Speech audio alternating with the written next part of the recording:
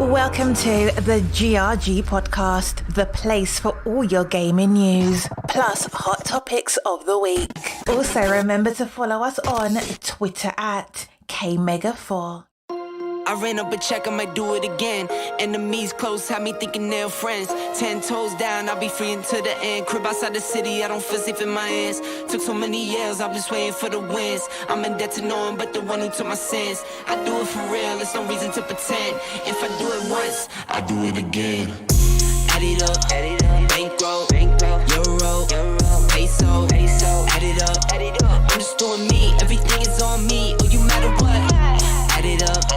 Bankroll, euro, peso, add it up. I'm just doing me, everything is on me. Oh, you matter what? Add it up. Told her if it's all me, everything is on me. Gon' back it up. Matter what? Told you I'ma do me. Why you hating on me? It's not adding up. I do roll like a Mack truck. Country heart, I might cop a farm and go act up. Lot of scars, I was cold-hearted, now I'm backed up. Keep it real, I do this once a month, I don't rap much. I just take the money and go stack up. Only buying car to get tatted up. All that other bull, it don't matter much. You only climb me, I put the ladders up. No fault, I done doubled up on the workload. I think I fell in love with the bankroll. Pray up, get money, then we lay low. Add it up, bankroll, euro, peso, add it up. I'm just doing me, everything is on me. Oh, you matter what? Add it up, bankroll, euro, peso, add it up. I'm just doing me, everything is on me. Oh, you matter what? Add it up. Told her if it's all me, everything is on me. Gon' back it up. Matter what? Told you I'ma do me. Why you hating on me? It's not adding up. Told her if it's all me, everything is on me. Gon' back it up. Matter what? Told you I'ma do me. Why you hating on me? It's not adding up.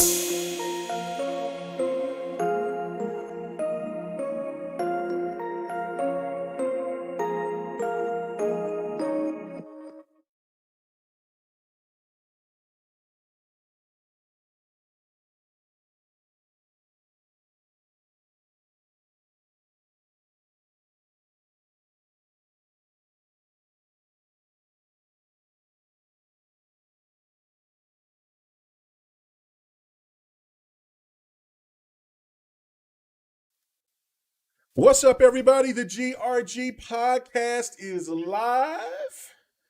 And it looked like right at the last second, our girl D just went ahead and just had like a some kind of thing, but she's going to get it fixed up. An internet connection.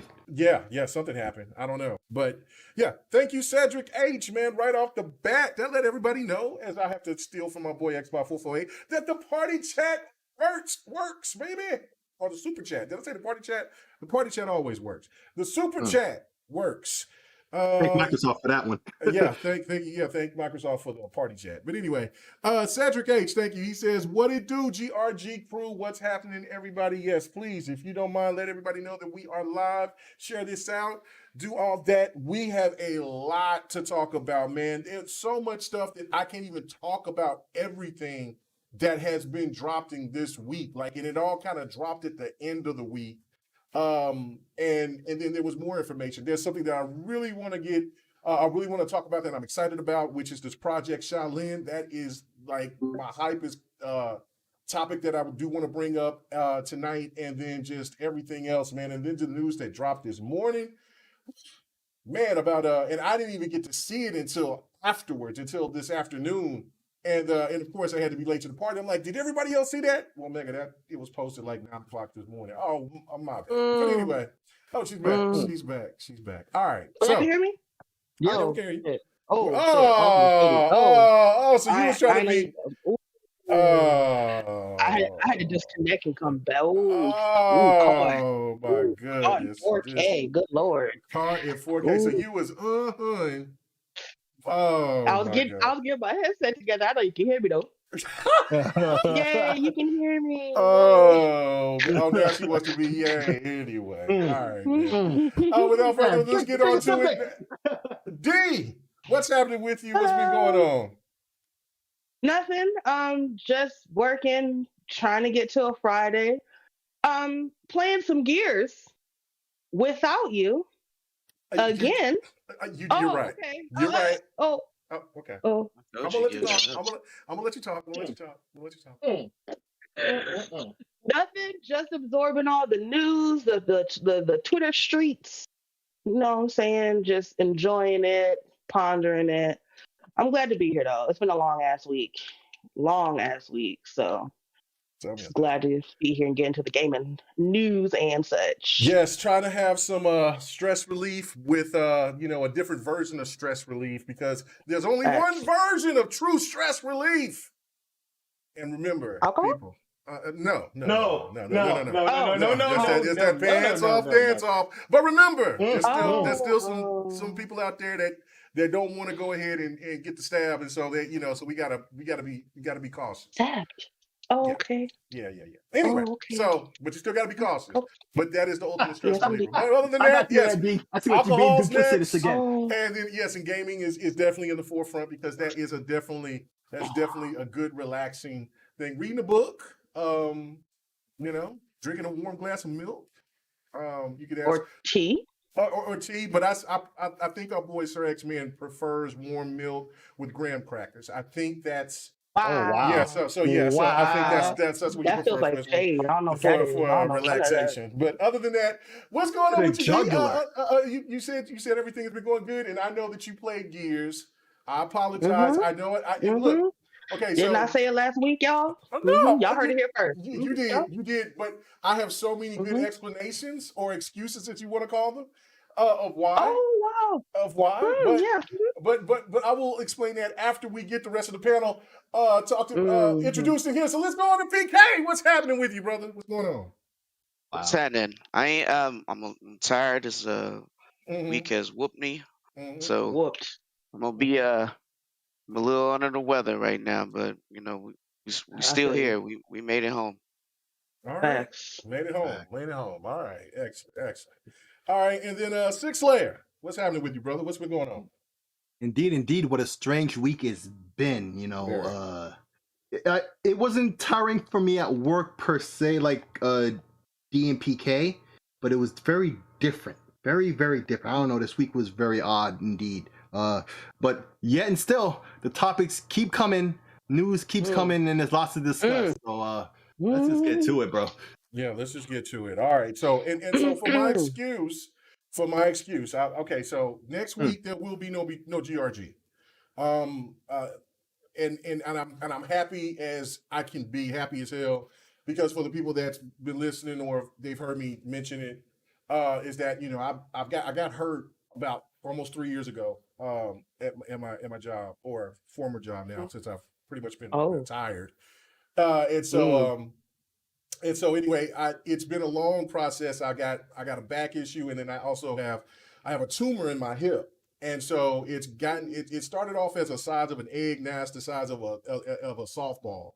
And so it's been, and it continuously will grow as long as it stays in my damn hip. It started off in my hip, and now it's moved to my thigh.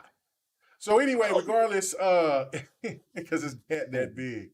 And so basically, it's been going through the runaround. I was supposed to have it taken care of and knocked out last year. Of course, the whole pandemic situation happened.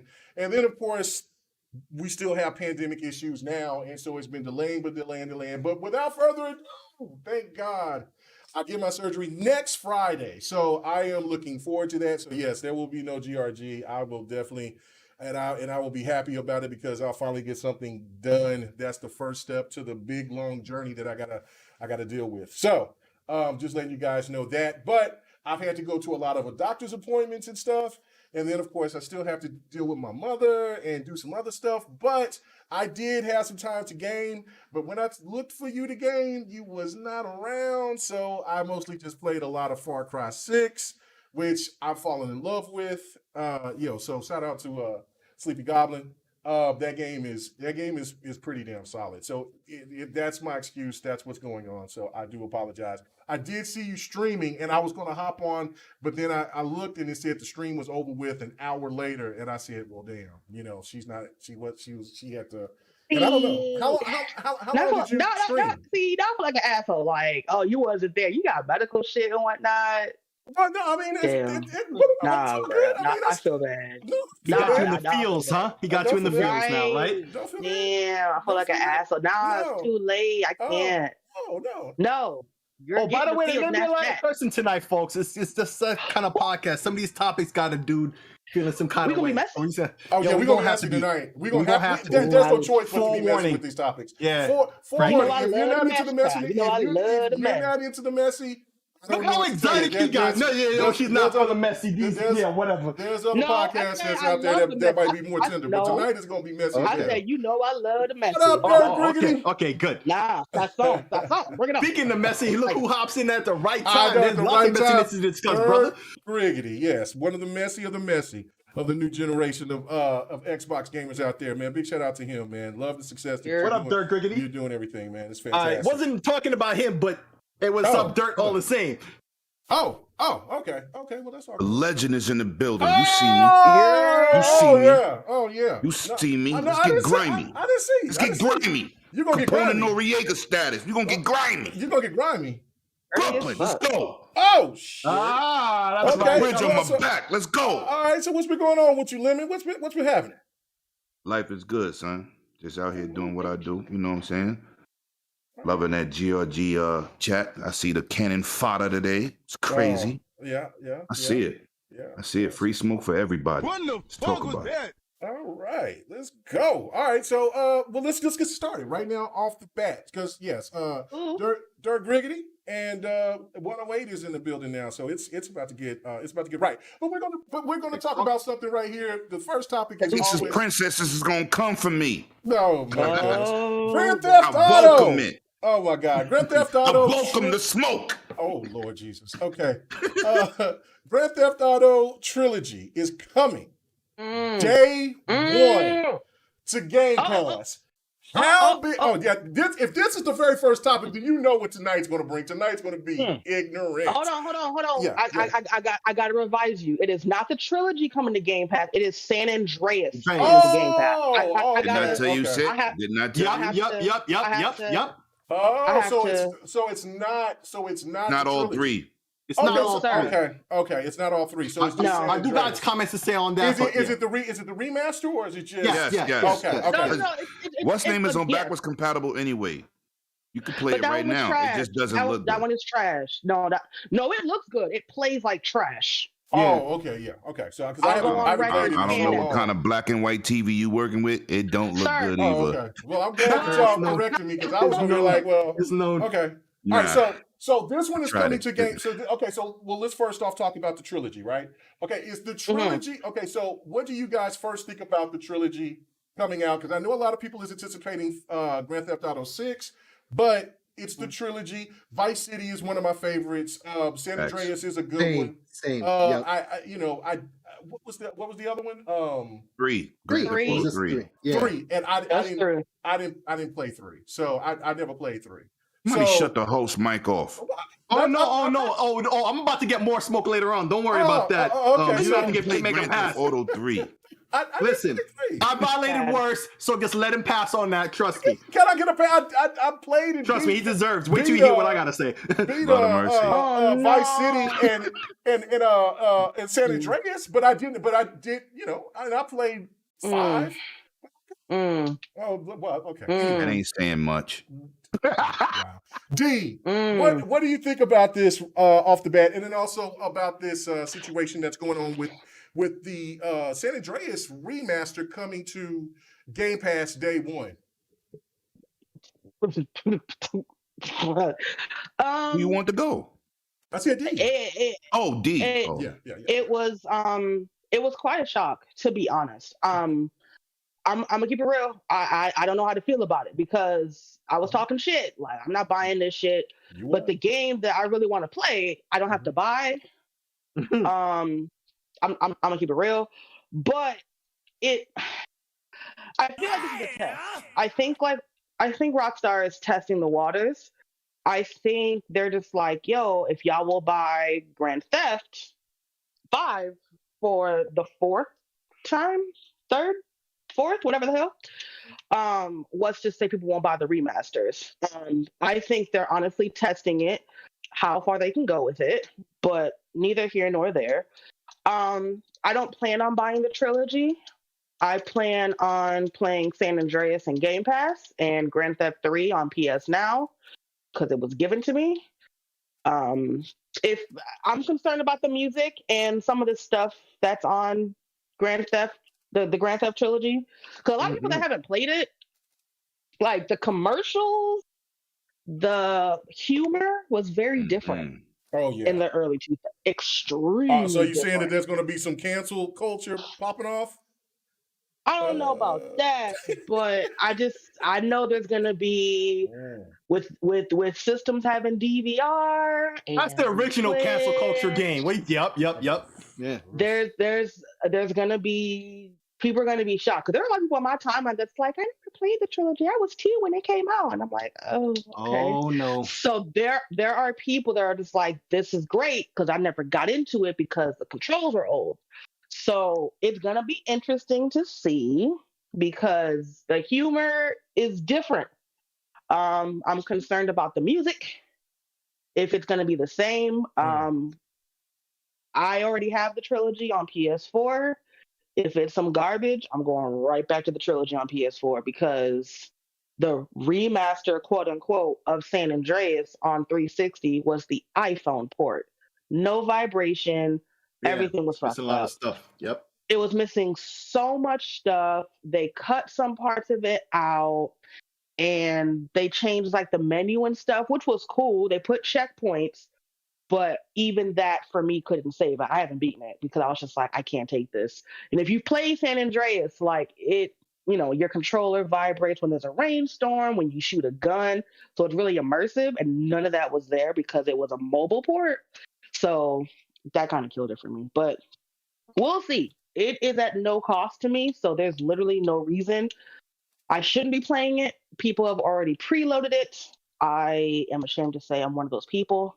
I couldn't find preloaded.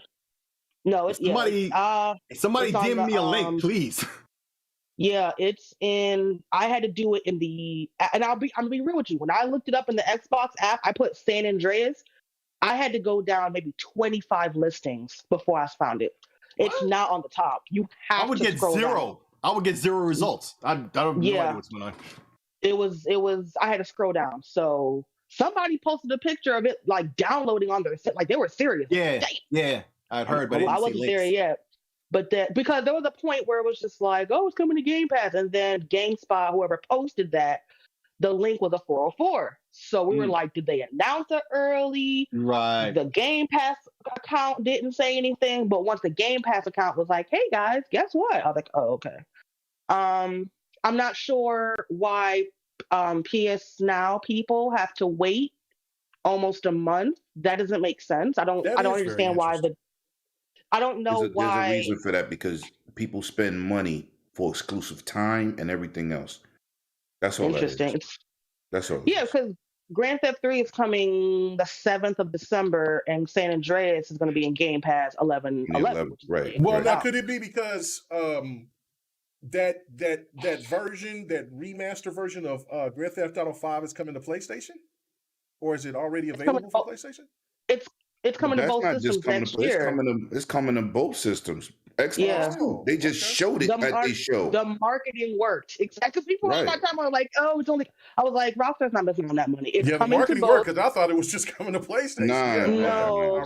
Sony has, I think, marketing rights for it. That's probably what's going on. That probably explains all of the shenanigans. Yeah. But yeah, so no, the remaster of the remaster is coming to both systems in March, I think. I want to say it's March next year. Right. Yeah, I knew it was next year, but I didn't know exactly the date. But you're right. I think word on the street is Nintendo might be getting Vice City as part of the expansion situation, but that's just rumors. I don't know. That way Grand Theft goes to PlayStation, San Andreas goes to Xbox, and people are saying Vice City is going to go to And Nintendo. if you're really hardcore, the really hardcore are going to buy every version just because there's some slight stupid differences, like some 10%, and maybe they're banking on that. Who knows? Greed knows no bounds. Greed knows no bounds. It doesn't have, it was booming. Okay, I don't know. But I am not buying the trilogy. No. I'm not buying it. I will play San Andreas for free on Game Pass and 3 on PSN now. Okay. PSN. All right, let me get to these That's super just me. chats, and then after that, I will get to Slayer next. But Hanosis, our main man Hanosis, he said Rockstar should totally remaster GTA 4 next year at the 15th anniversary, I think. It is definitely my favorite. Love the music, characters, cathartic story. Okay, nice. And Sir X Man in the chat, I was just talking about you, brother. And they thought I was throwing shade at you because I said your soothing and relaxation is a nice warm milk, glass of warm milk, and a graham cracker. He always like dipping his body in Epsom salt. Oh, It's all right. see, I didn't do that. But he says go GRG. You know what I'm saying? So anyway, all right. So Slayer, what's your thoughts about this, man? I mean, I was totally mistaken. So it is still amazing that at least one of the remasters are coming to Game Pass day one. I thought this was like, man, this is crazy. I thought the whole trilogy was coming to Game Pass. I thought that too. Yeah. So what is your initial thoughts about this? Are you going to get the trilogy, since I'm assuming that you're going to tell us something that that you might get D or some other people on the panel kind of crazy, because I already kind of expect what you're going to say about the games. Maybe that you haven't done something with those games, but I don't know. Oh yeah. Well. You know, listen, man can't play every game, but San Andreas. You know, I feel like in the community, most people like San Andreas the most. I don't. I prefer Vice City. Indeed, I've never even played San Andreas. Bum bum bum. I've never played it. And even when it came out, clean up in aisle 6. Clean up this mess in aisle 6. It gets slightly worse because a lot of the let's say hood movies and stuff that it references at the time when the game came out, I hadn't seen most of them. So Menace to Society, I hadn't seen. You haven't seen what? Yeah. At the time. That's right. I've seen it since. I've seen all the movies and everything that it referenced now. But at the time when the game released, I hadn't anyway. So I probably wouldn't have appreciated it the same way everybody else does. Number one, I've never played San Andreas. But so it would be great to have this on Game Pass. This will be my first experience playing the game. Because I only ever played for like 15, 20 minutes at best, you know. But 3, I had on PC, as well as Vice City. I had on PC. I had both of those on PC, and then eventually they had that pack on Xbox where you had 3 and Vice City, but San Andreas was a separate purchase. That's another reason why I didn't ever play the game. But so I'm real hyped for the fact that it's on Game Pass. This will be my way to experience it, but. I own it on Steam. I own the entire series on Steam and various issues on the Xbox and whatnot, except for the first original 2. So the PS2 Xbox trilogy, or whatever you want to refer it to as, was, you know, so important. And there was a lot of debate on the pricing and all that. What would they do? Basically, 3 games. Basically $20 each. I was speaking to one of my Dragons about this earlier. Like, Take-Two is one of those names when I say EA and all of them who do, you know, shady stuff all the time, especially when it comes to pricing and like I said before, greed knows no bounds. So I expected them to charge $70 for this. I really did the whole time. That's what I was really waiting to see. That and to see what kind of remake this was. So this remake looks pretty good. Remakes or remaster, whatever you want to refer to that, because it seems to be a little bit of both. Like it's a remaster. Yeah, I would say so too, because they adapted the controls and stuff. I'm gonna say so because that's what they said it is. Oh well, then I'm saying. But when you look at it, they adjusted the controls. D was talking about that earlier. I had made some mention about the controls and stuff. They're more modern. Yeah, they're primitive, so they're a lot more modern. Other things like that. The frame rate, you can see in the trailer, like the 60 frames. Oh yeah, because it wasn't even hitting 30 back then, I don't think. So challenge anybody to play Metal Gear Solid with them controls. I guarantee you won't like the game today. I'm telling you. Solid 2. Them controls are horrible. Bro, the only reason I can tolerate it is because I still play it from time to time. Because otherwise, no, you are so right. Those are horrible. Yeah, controls from back in those days are horrible. That game like $5. Right, but so they're doing the right thing. I mean, in terms of price, in terms of what they're offering, it seems like they're trying to do something different with the releases. Where it remains to see what happens with Nintendo, but every platform is getting one of the three. Xbox has Vice City on, not Vice City, San Andreas on Game Pass.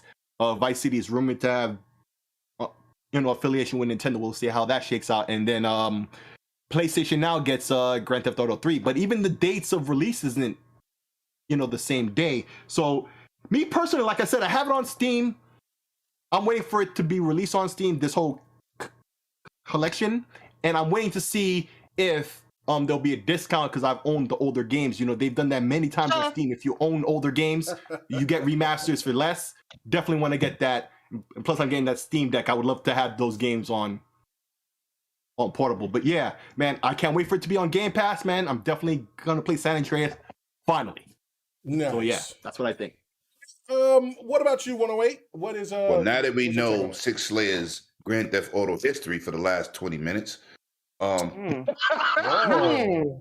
God damn! This guy's so rude. You know what I'm saying? But yeah, I didn't talk about. Let me read this super chat from my favorite dude, and I'm gonna give you some advice too. Shout out to my man Sir X-Men with the $2 super chat. I'm only worth $2. That's ridiculous. In 3 words: up yours, lemon. Shouldn't those thumbs be up? Oh. But I got some advice. When you soaking that Epsom salt bath, they say it's good for old skin if you put a can of carnation milk in the water too. That's the tip of the day, sucker. Wow. All right, let me see. I'm a little touched. Listen, welcome back, Lemon. Welcome. Listen. Let me tell you something. I'm going to say this for the record. I've been listening to podcasts over the last few weeks. Sick will tell you, I've been saying it's going to be $20 per game. It's going to be $60. Sick will tell you. We had this conversation again today. I said the same thing. Let me say this for the record. I'm excited to have this trilogy. I don't care that it's on Game Pass because I'm buying it day one. The graphics, what I was worried about was what type of remaster we was going to get. Was it going to be balls to the wall or some BS upgrade? That looked damn good, and it had HDR. That was crazy. San Andreas is my favorite, and Vice City are my favorites, but Grand Theft Auto 3 is better to me than 4 and 5. You know what I'm saying? It's a huge thing to be coming out. I think they did a great job. But I have to say this for this gaming community. I've been listening to several other podcasts, and when you see a game, right, that we grew up to love, or something new that's bringing something fresh, why are we so negative immediately out the box? Well, I don't know. This might not be good. I mean, I heard people rant about Guardians of the Galaxy, how it doesn't look good. Does anybody on this panel feel like that? Because it looks like an awesome action game. I would say, look, I'm not one of the people. It's very rare for me to come out and just say that a game looks like mud, right? Right. But I'm saying from what they showed, K-Mega. But I'm not really interested in it. But see, I'm a huge Marvel dude, right? Yeah. The movie got me into Guardians of the Galaxy. I didn't read no comic books. The same thing I said about Black Panther. I'm not going to get in here and act like I was a big Black Panther fan. I wasn't a Black Panther fan till the movie. Okay? Mm-hmm. What I'm going to say is you see great gameplay in the game. It looks fun and exciting. Why is the community so negative? Why did everybody look at Grand Theft Auto and was like, oh, they're just going to jerk us and give us some BS? I said, first of all, that's their baby. That is the biggest third-party game on the planet. They're not going to shortchange you with a remaster. They're not. And look what they showed. Look what they showed. But why are we so immediately on the dark side about every single game? Like half you clowns know how to make games. Y'all don't even know how to start to build. Listen, I'm just saying, When we used to watch games when we was younger, K-Meg, and a game showed a highlight, we didn't go and say, yo, that game looked like it's going to be trash. No. That's why we want hyped to see video games on TV, period. Right. Like anytime I see anything that showed a video game, I'm hyped. Like, I would get hyped looking at the movie we went to see over that. A bad movie. I'm listening to several podcasts over the last 2 weeks, destroy a game you know nothing about. This is why a lot of these devs are getting fired, laid off, games are being shut down. Even with Marvel's Avengers, there's nothing wrong with Marvel's Avengers. Can you nitpick? You can nitpick anything. As much as I play 2K, K-Mag will tell you, Lemon always complain about this game online. But I still play every goddamn day. I've been playing a lot of 2K. I finally stopped because I got annoyed with people in the park. You know, I don't play that part. I've been. They different. I've been playing. Yeah, they real different on there. They different, and they selfish. That's what I'm saying. They're real selfish. Like they don't pass. They want to show off their new badge. Man, like I'm like, what are you here? Like I mean, you can't. Somebody got a new dribbling badge. He dribbling all day. You looking at him like. Pass the ball. Pass the ball. Like I can shoot. Like or the next dude can shoot. Like he got. We talking about we talking about Grand Theft Auto. We talking about 2K. I mean, I did. I brought it up, but I just brought it up. Example. I'm just giving an example on how negative we look at these games. Automatically, everybody's a fucking critic. Automatically. It's the internet, man. It gives morons a voice. That's social media is to blame for people not taking they pandemic shots. Because everybody's a scientist. You want to say what's in this shot, but you don't know what's in that aspirin you pop every day for a headache. Oh, no. Oh, Lord. I'm just saying. I'm not telling you to get it. I don't care. But I'm saying everybody turns into a developer, a scientist, an astronaut. We should be going to the moon. What is wrong with y'all people? Social media has given the special people a voice. Automatically, I'm telling you, when I see a game, I get excited. I don't be like, yeah. Now, if it looks bad, that's a general situation. But to see, like, I didn't see nothing wrong with Guardians of the Galaxy. I didn't see nothing. I was wondering what Grand Theft Auto trilogy was going. I mean, would look like because I'm a fan. They changed the controls. The graphics is definitely hellified dope. Compared to what we had. I tried to play San Andreas last week. I said, this is unplayable. Damn. Let me address Abacab. Listen, I hope you got that same energy when you listen to those other people out there, but let me just make this point because if you listen to me early in the beginning of the show, I thought that all of GTA Trilogy was going to be on Game Pass until everybody corrected me because what I read, it gave the indication that because I reposted it. Like I'm like, whoa, like this is crazy. Yeah, each platform. I don't know about Nintendo, but each one is Nintendo. So I thought that it was. So it's not like the title is misleading. Bro, no, he could change it though. He could change it, but you know, Abacab, you rock with us a lot, but goddamn, maybe you need to start a podcast and see what it entails. All right. It takes a lot of work, brother. All right. Y'all getting those spicy. Yeah, but yeah, I'm excited. At the end of the day, I'm excited for it. You know what I'm saying? And as a community, we need to pump our brakes. We need to stop threatening people because half y'all people sending threats, y'all soft as tomatoes. Stop it. Y'all not about that life. Everybody threatening, I'll show up to your development studio and I'll kill you. I'm like, what? We didn't do that when we was kids. We didn't do that. Who does that? Some couch potato that ain't washed their ass in 5 days and got flies flying around they forehead and smell. That's who's out here doing these death threats. The suckers. Because real gamers don't threaten developers. Because I guarantee you, if every developer in the world quit, you'd be crying. They'd be pissed. Right. Stop threatening people and stop being so judgmental on people that play. Oh, you play on easy? So what? Why you care what somebody else doing? Listen, if a game, when Halo got delayed, nobody was more mad than me. I didn't get a fridge. I threw a tantrum, and Six said, you mad at me? No, I wanted a fridge. But, yeah, he was bugging. But the point of the matter is, we have to we have to chill out. Some of y'all need to just sit down and just turn off your social media for a week. Give yourself a media break.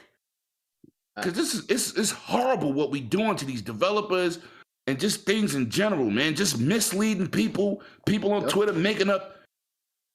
Please stop with the Splinter Cell. Now we got something official. Okay, so now, okay. We go. We. I'm just saying, son. It just doesn't stop, really nigga. I know, but we got to reel it in because because we got a lot of topics, and there's one topic because I do want to bring up Splinter Cell in this. When we're talking about Project Shaolin. So okay, but there's one thing I want to ask One Away Dragons real quick. Right. Yo, Lemon, what did we know? Need to address it. What the topic? Oh, quick question though. Yeah. Besides the fact that it was being released, what else did we know before this morning? For Grand Theft Auto? Yeah, for this whole remake. Yeah, for this whole remake. We didn't know nothing. And we didn't know nothing other than the fact that it existed. Other than the fact that it existed, we knew jack shit. Right. And everybody was going in before they even seen something. Exactly. Right. I don't get it. So I'm sorry, I'm sorry. No. You're fine. But I'm glad that you brought up Splinter Cell because I was going to bring up Splinter Cell as well, but I wanted to wait till I talked about the Project Shaolin situation. All right. So, PK, what is your initial thoughts about this? You know, like I said in the beginning, I thought it was the trilogy that was going to not just change it.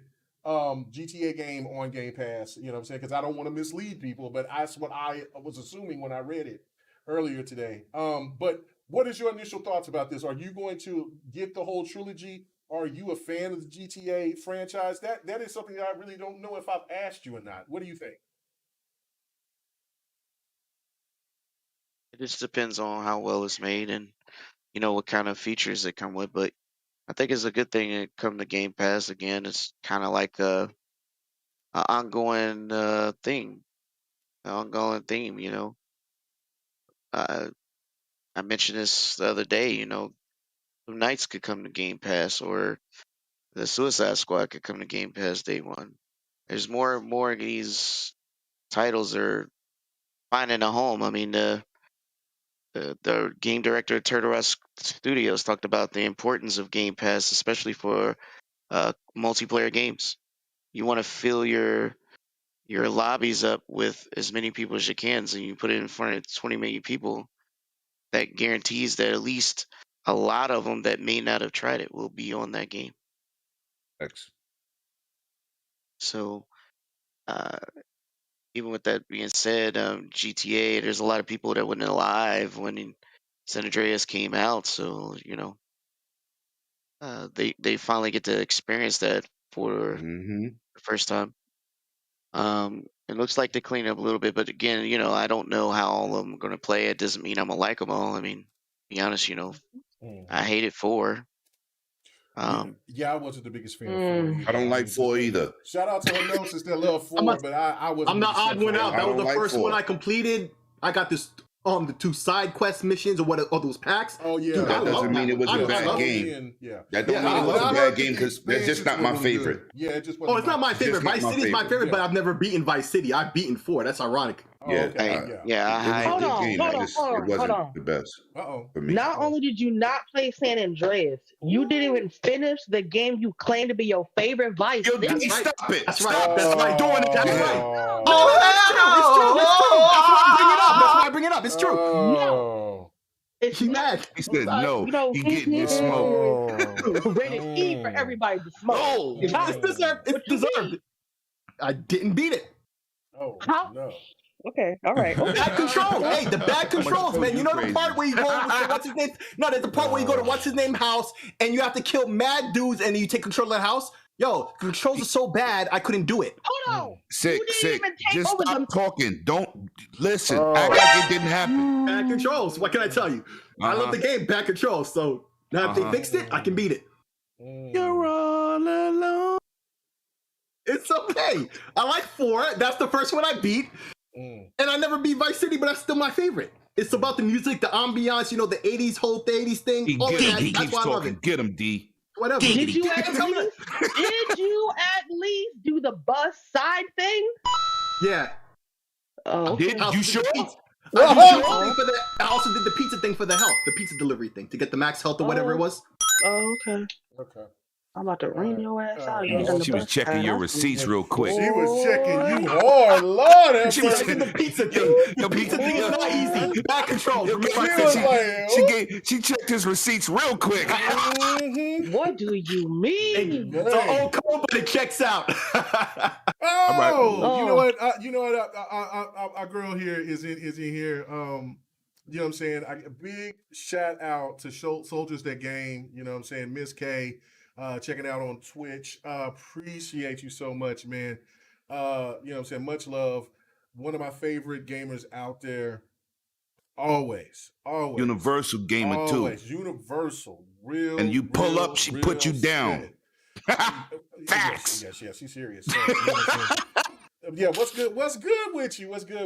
Much love for you coming, stopping by. You know what I'm saying? Always love the support, man. You know what I'm saying?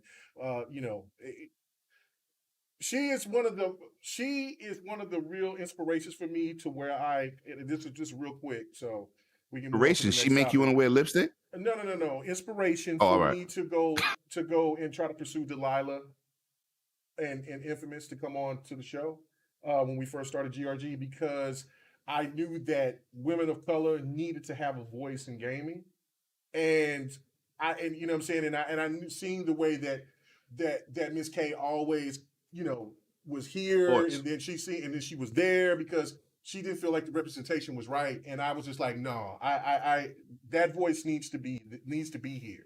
And that's not only just for you know, women of color, but also just women gamers, period. So like GRG will always have a female here on this panel, because I just think it's so vital. It's so important to let people understand how that, like, if you grew up in our era, in our time, especially like me and Lemon's a little bit older than me, but how there weren't that many female gamers out there. And to see they wasn't even spoke about either. No, and to see the female gamer dominant out there, it was like singing the unicorn, like, for real. Oh my God! Like, I mean, and if any guy gamer out there to try to piss on these female gamers out here, you're an idiot, Joe. You just gotta look at the history. Like, what about the dude that just did a video talking about there's no black female gamers? I saw that. You know what? I said, what? Well, I cannot wait to start this new podcast. But you know what I'm saying? I thought that was crazy. He's ignorant. He's a fool. Just drop the G. Yeah, he's a fool. He's a fool. Jesus, but, that was disgusting. But anyway. Yeah, no, that's crazy. But yeah, me myself, I ain't gonna watch it.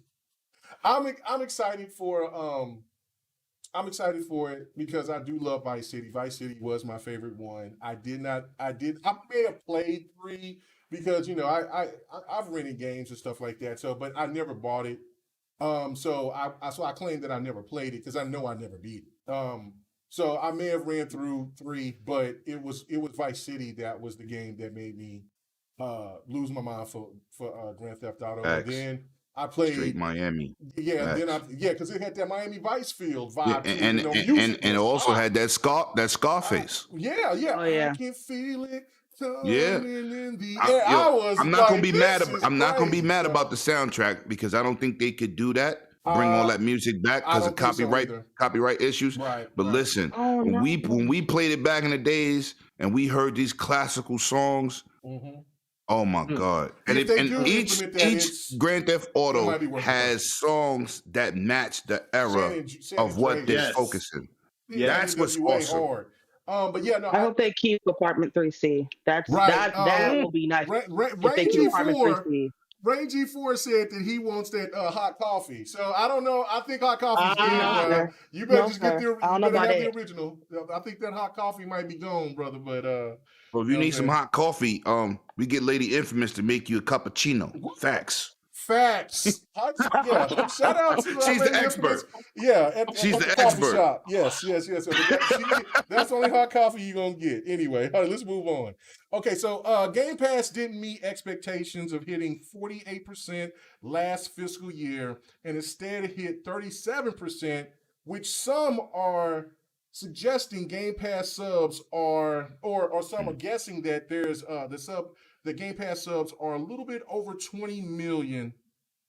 And now there's people that's saying that Game Pass isn't generating enough revenue for Xbox, and this is pretty much a fail. So let's go ahead and go straight to PK on this one. What is your initial thoughts about this, man? I mean, because listen, we've seen the guy from Take-Two, which is kind of funny. It's ironic that he was bringing up the 30 million, and we were kind of speculating if he was trying to make a joke or was he serious. And then all of a sudden he had, they were saying that, well, Game Pass doesn't seem like anything that's going to their future. But now all of a sudden you see at least a game coming on to Game Pass. Is this, from what you've been seeing on the internet, is this considered a fail to be over 20 million subscribers, especially for everybody having the initial thoughts that it was over maybe 25? So what is your thoughts, man? I think anything's possible. I mean, the thing is, they're trying to hold things to the chest because they're still working out these deals, and there's some things they can't talk about. Game Pass is still trying to feel its way.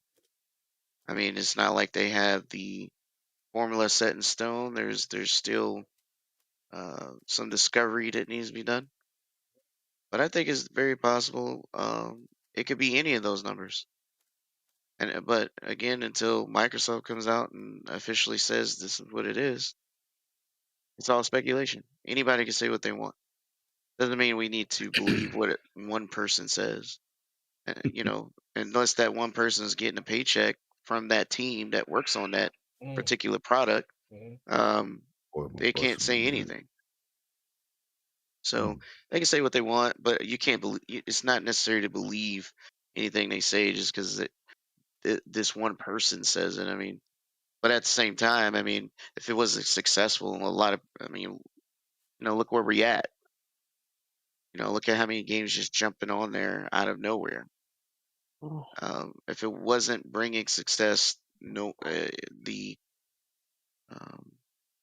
outside publishers would not be gravitating to it. No matter what nobody say, the most successful PlayStation game was on Xbox this year. No matter what they say, Who stayed? The Pegasus Princess Nation? No. I would say I would use quotations.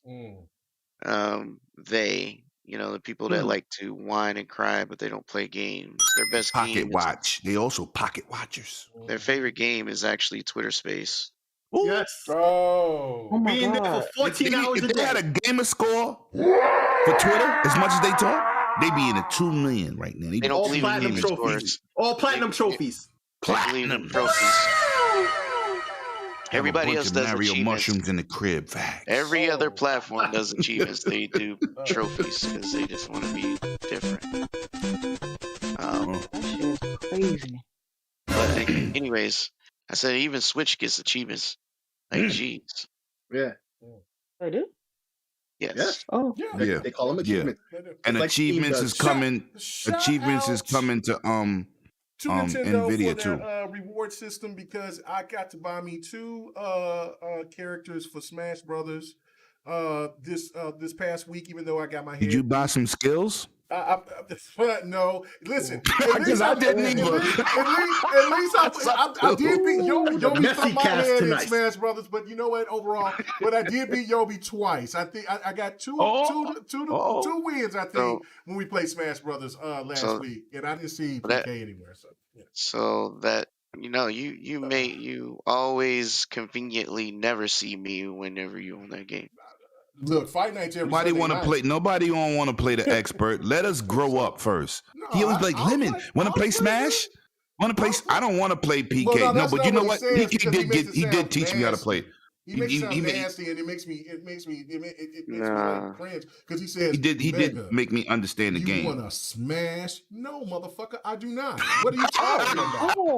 No, I'm sorry. I'm sorry. Smash what? Smash what? Like, what are we talking about here? So I'm sorry, but that's how I look at it. And I'm like, can you just? You're say, saying I'm just not gonna ask. I'm just gonna take it. Well, you know what? Yeah. That much time here, and I don't need to hear that. You know what I'm saying? I'm trying to get these topics in, man. Yo, PK, you on timeout?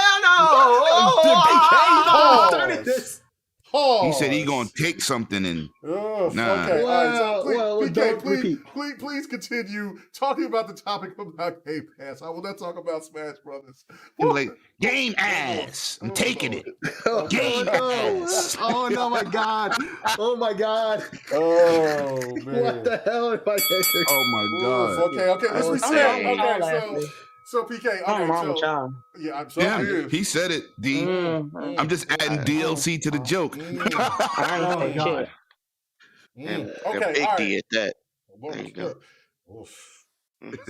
Side note, while y'all being silly, I've added the link to the remastered San Andreas in the chat. Sick. It's in the chat. Okay. I I was gonna say. Thank you. Sick, sir. I was gonna say that it's a good thing. I think again, because of regardless of what someone says, they don't think Game Pass is profitable or doesn't. Again, this is the same type of situation of these so-called insiders. Until you get a paycheck from that team that's actually doing the work, your opinion is just an opinion. It's not fact. You can speculate and guess and talk all you want. You can have an opinion, but your opinion is not fact until the actual person who actually is affected comes out and says it's fact. But again, the behavior, me, I work in security, so I don't listen to what people say to me. I listen to their intent. And if their intent is to distract and create some sort of media circus, I don't pay it no mind. Again, people don't move in a direction that's a failure. Microsoft is not a $2 trillion company just because they want to do things that don't work. And all I'm saying is, whoever said that definitely don't have $2 trillion in their pocket. Because if they were smarter than that company, they would be doing the same thing, or showing them how to do it better. Not the case. Which is not the case. No, I totally agree. That's a great point. All right. Can I go next, Kingmaker? Because I gotta go back downstairs. Okay. All right. Listen. Let me say. I did want to hear you say. I did want to talk about project. I wanted to hear your thoughts about Project Shaolin. So, but go ahead. What do you got to say? I'll try to get in the chat. I'll do it in the chat. I'll super chat and do it there. Right. Let me say this for the record. For you fake ass pocket watchers out here, you so-called no, but it's true, D. These people out here always pocket watching. It's $1 trillion company. Shut your ass up. They know what they doing. But let's talk facts. We gonna lowball, right? We gonna lowball. 20 million subscribers. We gonna lowball. Times $10 a month. 20 million people. It's $200 million a month. Somebody please explain to me what service in gaming making $200 million a month. Since we want to pocket watch, and you want to quote numbers, and you want to be an analyst, and you barely can spell your last name, please explain to me who makes $200 million a month. Grand Theft Auto cost $250 million to make in 4 years of development. Halo Infinite is a $500 million budgeted game. So they're making $200 million a month. And Game Pass is not sustainable? Okay, forget it. Let's just say they got 10 million people, and we know they got more. That's $100 million a month. Name something generating that type of money, and I ain't talking about Netflix. I said in gaming. Talk to me, please. How is it not sustainable? Are we all slow? Do we not pay attention to these numbers? Okay, Mega, ain't that kind of the facts? I mean, no, that's definitely just straight to the point. I mean, I think we need to invest in an education system. So if they say, listen, indeed, MLB the show, right? Yeah, it sold, it averaged 900,000 copies to 1 million. I buy that game every year. Mm-hmm. All of a sudden, it hit Game Pass, the most successful game in the franchise, came out this year, and what is it on? Game Pass. So you make $60 times 1 million, right? What is that? $6 million? I think you're right. No. $60 million, right? Mm-hmm. Microsoft give you 10 off the back. Boom, Game Pass, 10 million. They winning.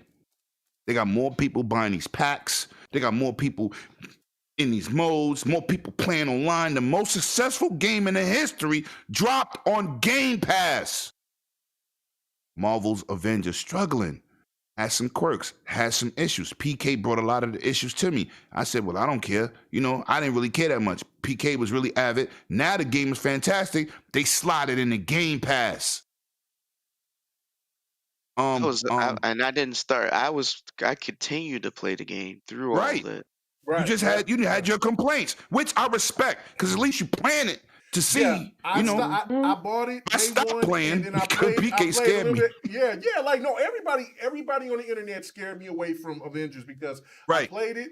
I played it, and then they was like, "Oh, the online is garbage. It's not even playable." It's bad. And I'm like, well, what's the point of me trying to beat this story to get to the point to where I can play? But you know what came, Mega? And then when I finally played it, then it was like, the game is great. So wait, right? So let me. Yeah. So when I play as the Hulk, I feel like the Hulk. When I play as Iron Man or Thor, I feel like I'm Iron Man and Thor because you're flying around doing their abilities. Yeah. But hold on, let me finish, BK, because all right, go ahead. Yeah, go ahead. I just want to ask K Mega, what's his problem with Gears? Then you can't finish that. I finished every Gears. What are you talking about? Are we taking shots on the show? What you talking about?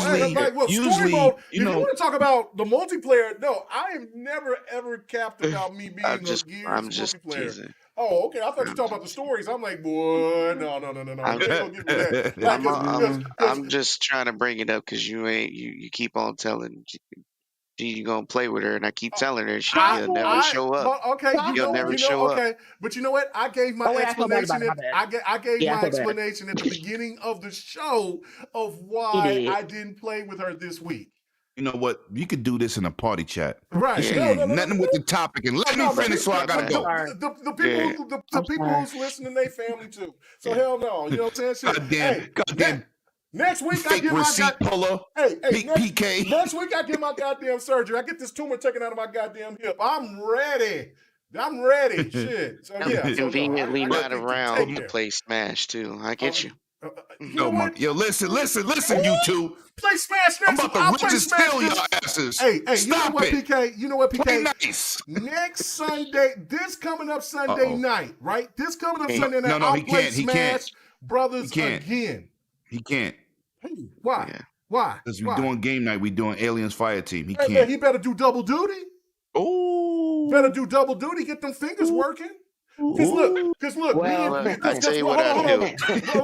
Because listen, me and Yobi and the people that jumps in and plays Fight Night, we do it all night. So it's not. So you know what I'm saying. And then I get back and then you know what I'm saying. We do that all night. The inner gamer just now. You are. So get them old ass petty ass fingers ready. Shit. Let's cause your fingers crusty and shit. Don't mean that mine is. Hey, you know what I'm saying? Get your. I won't want to wait to finish. I'm going to quote. But I tell you what I do.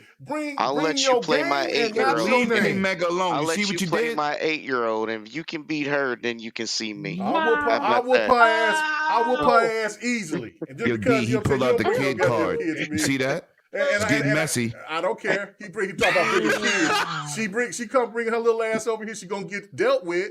You know what I'm saying? Anyway. Can make a feel no ways. I'm killing all your kids in Fortnite. I feel no way about it either. No pain, no misery. Should have had a podcast. You know what I'm saying? About that hey, no mean. Your kids ain't have no age when it comes to the controller, buddy. When it comes to the controller. You know what I'm saying? In real life, I'll take care of you. I'll take care of the nieces and nephews. But in these gaming streets, I'm gonna punish them.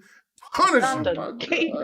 Punish. My boy told me, he said, "Limit, you don't feel you feel good about yourself winning in Fortnite?" I said, "Yes, yes, yeah." Your little kid pick up that. You controller. See what you did, PK? This is all your fault. Yeah, this is your fault. This is your fault. Did I bring this up? I'm sorry. Did I bring up this? No, y'all went left because you got that goddamn. PK know how to pick. He know how to pick your buttons. Okay, well, okay, continue, please. Let me finish. So what I'm saying is about Game Pass, right? IGN, they say things for clickbait, right? We love the kids. Wu-Tang love the kids. Yeah, why are you so hurt by that? I'm sorry. Yo, PK, cállate. All right? Listen. So what I'm saying is, stop listening to these people with their voices, because a lot of people say things for attention, right? They like, they said it's not successful. Let me read this. Let me see why. That's what they want. At the numbers I gave you, even at 10 million people subscribe, it's 100 million a month. There's no game generating that type of money. Microsoft is already loaded with cash. It's easily sustainable when it's a subscription-based service. 218 million people got Netflix at $18 a month. Do the math. That's how they pay for all those blockbuster movies and exclusive series that they drop. And I'm pretty sure the average TV show and series on Netflix costs more than a game do. What's the difference? So when people say, this is not sustainable, how the hell do you know? You working at IGN, you barely making $50,000 a year. Stop it. Now you're a marketing analyst. You are what you call it again? Damn, I hate when words slip my mind. Insider? No. You an accountant? Everybody's an accountant nowadays. Everybody's a goddamn accountant, but your bank account is on -5 because a check bounced. But you out here pocket watching on $1 trillion company. Come on, man. What are we doing in these gaming streets? Game Pass is the best deal in gaming. And I'm telling you, 3 years ago, I was against it. K-Mega and 100 will say it. Lemon said, I ain't buying no goddamn Game Pass. I buy whatever I want, when I want, how I want. We both said that. Yep. And then when they said, all first-party games, if you're Ultimate, you get all the additions and all the I said, whoa. And Xbox Live. I don't care about Live. I was caring about them because I buy a lot of content for certain games I love. Right. So when you throwing that in for Gears, you throwing that in for Halo, whoa, Halo is my #1 series of all times, and the second is Kratos, Gears. So what I'm saying is when they threw that in the mix, and then we got hooked up with Mad Game Pass for years. Shout out to Microsoft. Good looking, taking care of us. But yeah, it's like, come on. Listen, stop pocket watching. You worrying about gas prices going up. You shouldn't be pocket watching Microsoft. And I hate to go at people like that, but just stop. Game Pass is more than sustainable. It's the first time anybody ever brought this. Well, nope. Shadowplay did it from Nvidia first with a streaming service. They started that. Then it was Ouya who tried to get in, and we don't want to talk about that. But Microsoft is bringing that level of dedication, features, options, accessibility for $10. Game Pass is not $15 a month. That's Game Pass Ultimate. So like I said, we're going to lowball and talk about the 18 million, or let's just say 10. I'm going to drop off that 18 when we talk. Let's say 10, $100 million a month. How is it not sustainable? Stop. Nice. That's $1 billion a year. $1.2 billion a year. Stop it. Just your initial numbers of 10 million? No, just of 10 million because it's 12 months in a year. Yeah, okay. So let me. It's $1 billion in 10 months. let me break down what I said last night, and then we got to go to Slayer. I'm gonna let D go last. I said this last night on next podcast, and you can go look this up as well. I looked and I seen something from AMC. They have 6 million subscribers, and that is considered a success. Their projection is to have 25 million by 2025, but they had 6 million subscribers, and that is considered a success. Think about that. You look at Apple. Apple has 20 million. It could be a little bit more now, but this TV subscribers. Yeah, Apple TV subscribers as of July or September of 2021, right? That is considered a success.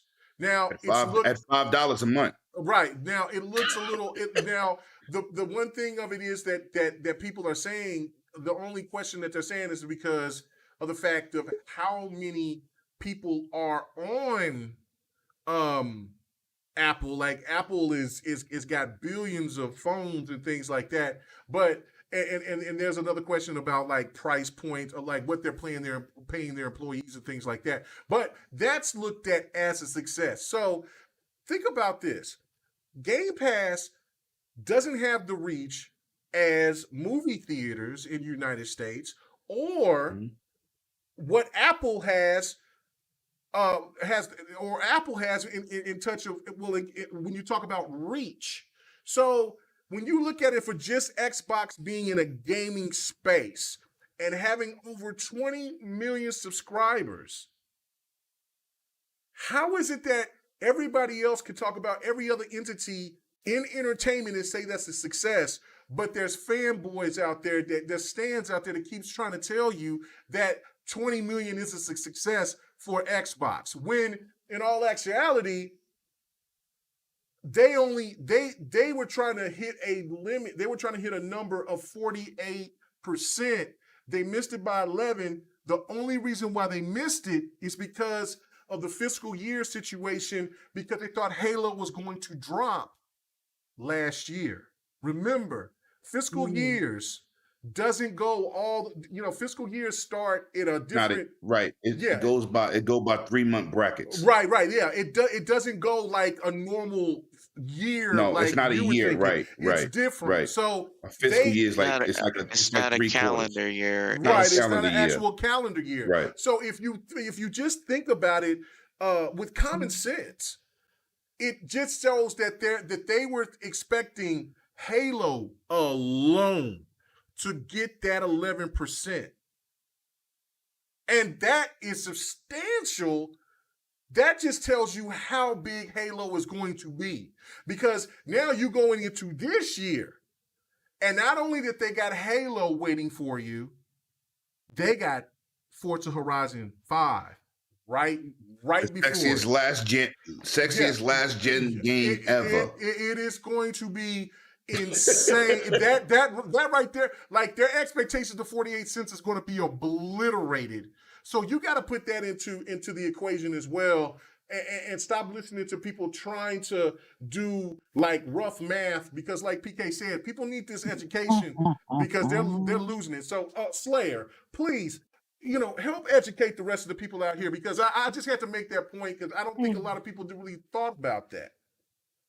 I don't think I really have to do any of that, because yourself, Lemon, and PK has put down the facts on the table, okay? And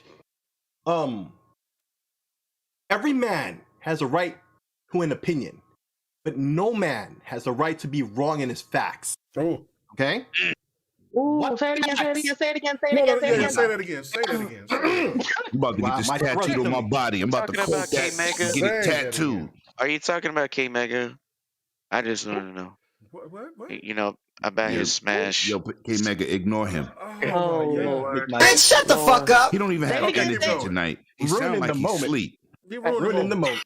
Yeah. Say it again. All right, fine. Pass the plate. Every man has the right to an opinion, but no man has a right to be wrong in his facts. K Mega, Lemon, and PK.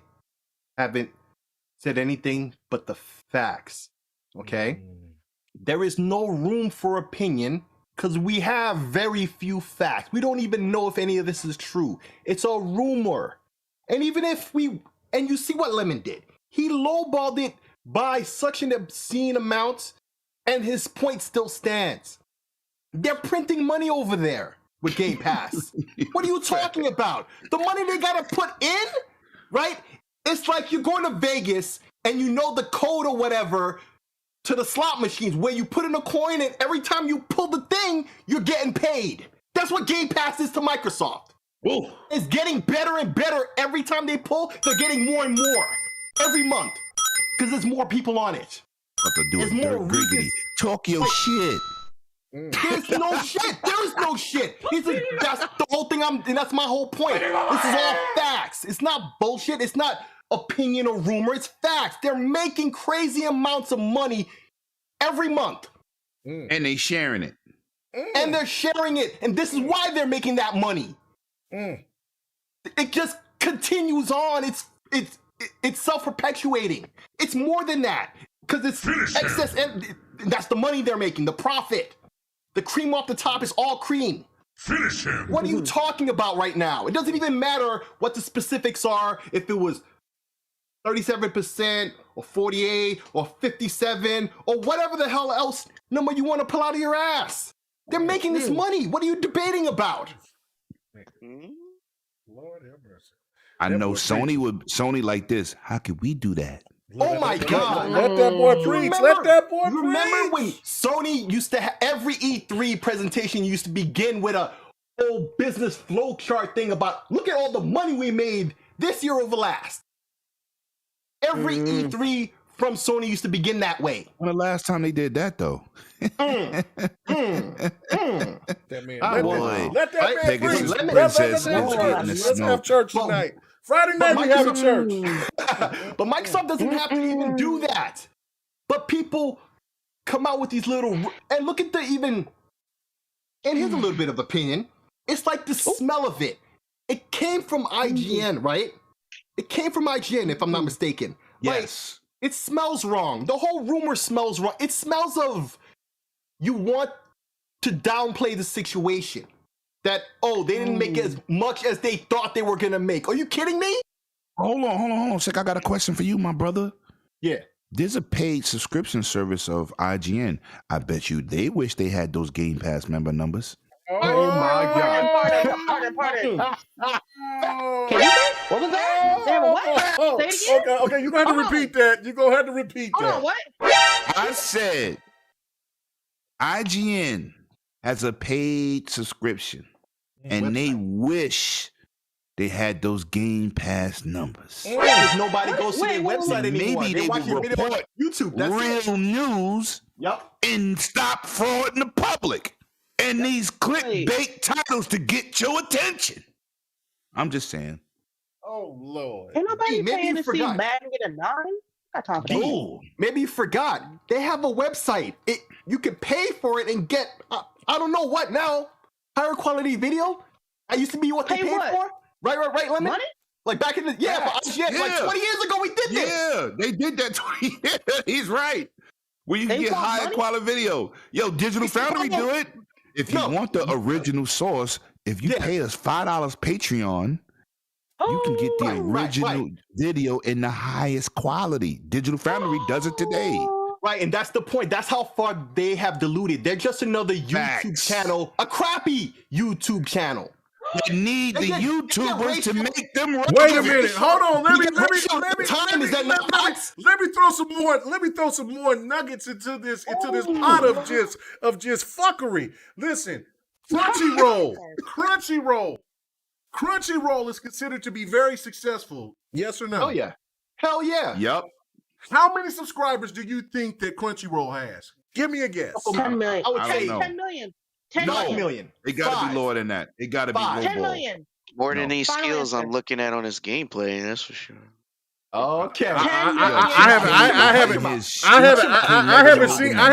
haven't seen any gameplay from you, and the only thing that I have from you, which I will show next week I'm not going to do GRG next week, but I will just replay it. Don't worry, I'll show some next week. Yeah. Well, Okay. Okay. So I will show your gameplay of Streets of Rage 4. How about that? That's all I need. I mastered that game. You don't want to see those gameplay right now. Nothing that I have shown ever looked as pitiful or domesticated like a pet. He said domesticated. In your gameplay of Streets of Rage. I'm using that. I should have. I'm gonna come over to your house and make a sandwich when we play. You bring your little 4'3" ass over here, and you bring your 4'3" ass over here, and I'm gonna stomp your little wannabe R90s RC ass out. Let me tell you something. You struggled against Yobi, and he's in the chat, and he's my witness. Okay. Listen. This is game chat talk, man. Why are we doing this on the podcast, PK? Super chat, hey, Sir X-Man. I know. $2. Hit it. Let me get that $2 right there. More people are watching the new G4 than IGN. Oh my God. Okay, so get back to this. More people are watching I Love Podcasts than goddamn IGN. You know why? Because they information is relevant. Don't do that to the Iron Lords. They are so. No, those my dudes. But they are bringing more attention with way less people. Shout out to that 10K mark, and they got more views than IGN's website. Iron Lords, RDX. Oh my Lord! It just so many facts. Shout out to Cole. Shout out to my boy Cole. Tyrone gets more attention. They got 7 million subscribers. Okay, well, hold on. Let me get back to the subscriptions for IGN, right? 10 million. No, you said Crunchyroll. You talking about Crunchyroll? I'm sorry, Crunchyroll. You said 10 million. Yeah. I said 5. Nah. Okay, you said 5. It's a low Six ball Layer number. is absolutely right. 5 million of. It's a 2021, and all the anime heads I know rock Crunchyroll. They share passwords. That is considered Crunchyroll to be sharing a major passwords. Probably, but that's Netflix too, so and they know about it. They don't care. It's HBO right does. here. You know what? A different animal. So that's Netflix is king. Yeah. Same animal. Netflix is king, and Disney got 100+ You know million. what? I'm gonna show these receipts. Yeah. I'm gonna show these. And Crunchyroll is doing well, and Sony wanted to buy it yet and still. I'm gonna show these receipts. With just 5. With just 5. Is look at the numbers they're bragging about for other situations, right? Yep. Exactly. And they're lower than Game Pass. Yep. It's the speck on the wall. Listen, it's more money than Microsoft needs to fund Game Pass. Yeah, facts. Right? Facts. I'm gonna pause this for a second, and I'm gonna show you. But look, let me get out of here. I love y'all, man. I gotta go. Look at that dope ass screen right there. But I'm gonna have to show you this. I'm gonna have to show you. Let me see this real quick before I go. Hold on. I'm gonna show this. I gotta pull this over right here. Look at this wallpaper. Look at this. Look at that. You gotta like my wallpaper. Oh, look at that right here. Ain't nobody got a lie to you. That is so lame. Is it so lame? Yo, PK, what are you, a hater tonight? Hater! I don't know what's going on. I swear. You know what? I'm about to be. I'm about to flex big boy. Are you close to 1 million views? Are you close to 1 million views? Let's go. What's going on? Are you talking to me? We're not doing that, K Mega. We don't do that. What? I don't understand. And I'm gonna whoop your ass. I don't know what's happening. It's gonna make. I got it triggered. If you whoop his ass and smash, I'm gonna whoop his ass. That would be big. I won't go lie because he can play. I know he can play. He's very good at Smash. But I'm gonna whoop him with my Terry Bogard. It's you know what I'm saying. And Yobi. And I got Kennen Ryu now. Let's go. Let's go. Wow. Anyway, so as you can see right here, Crunchyroll has 5 million paid subscribers as well as 120 million registered users. Now, look at this, right? Okay, so just think about this for a second.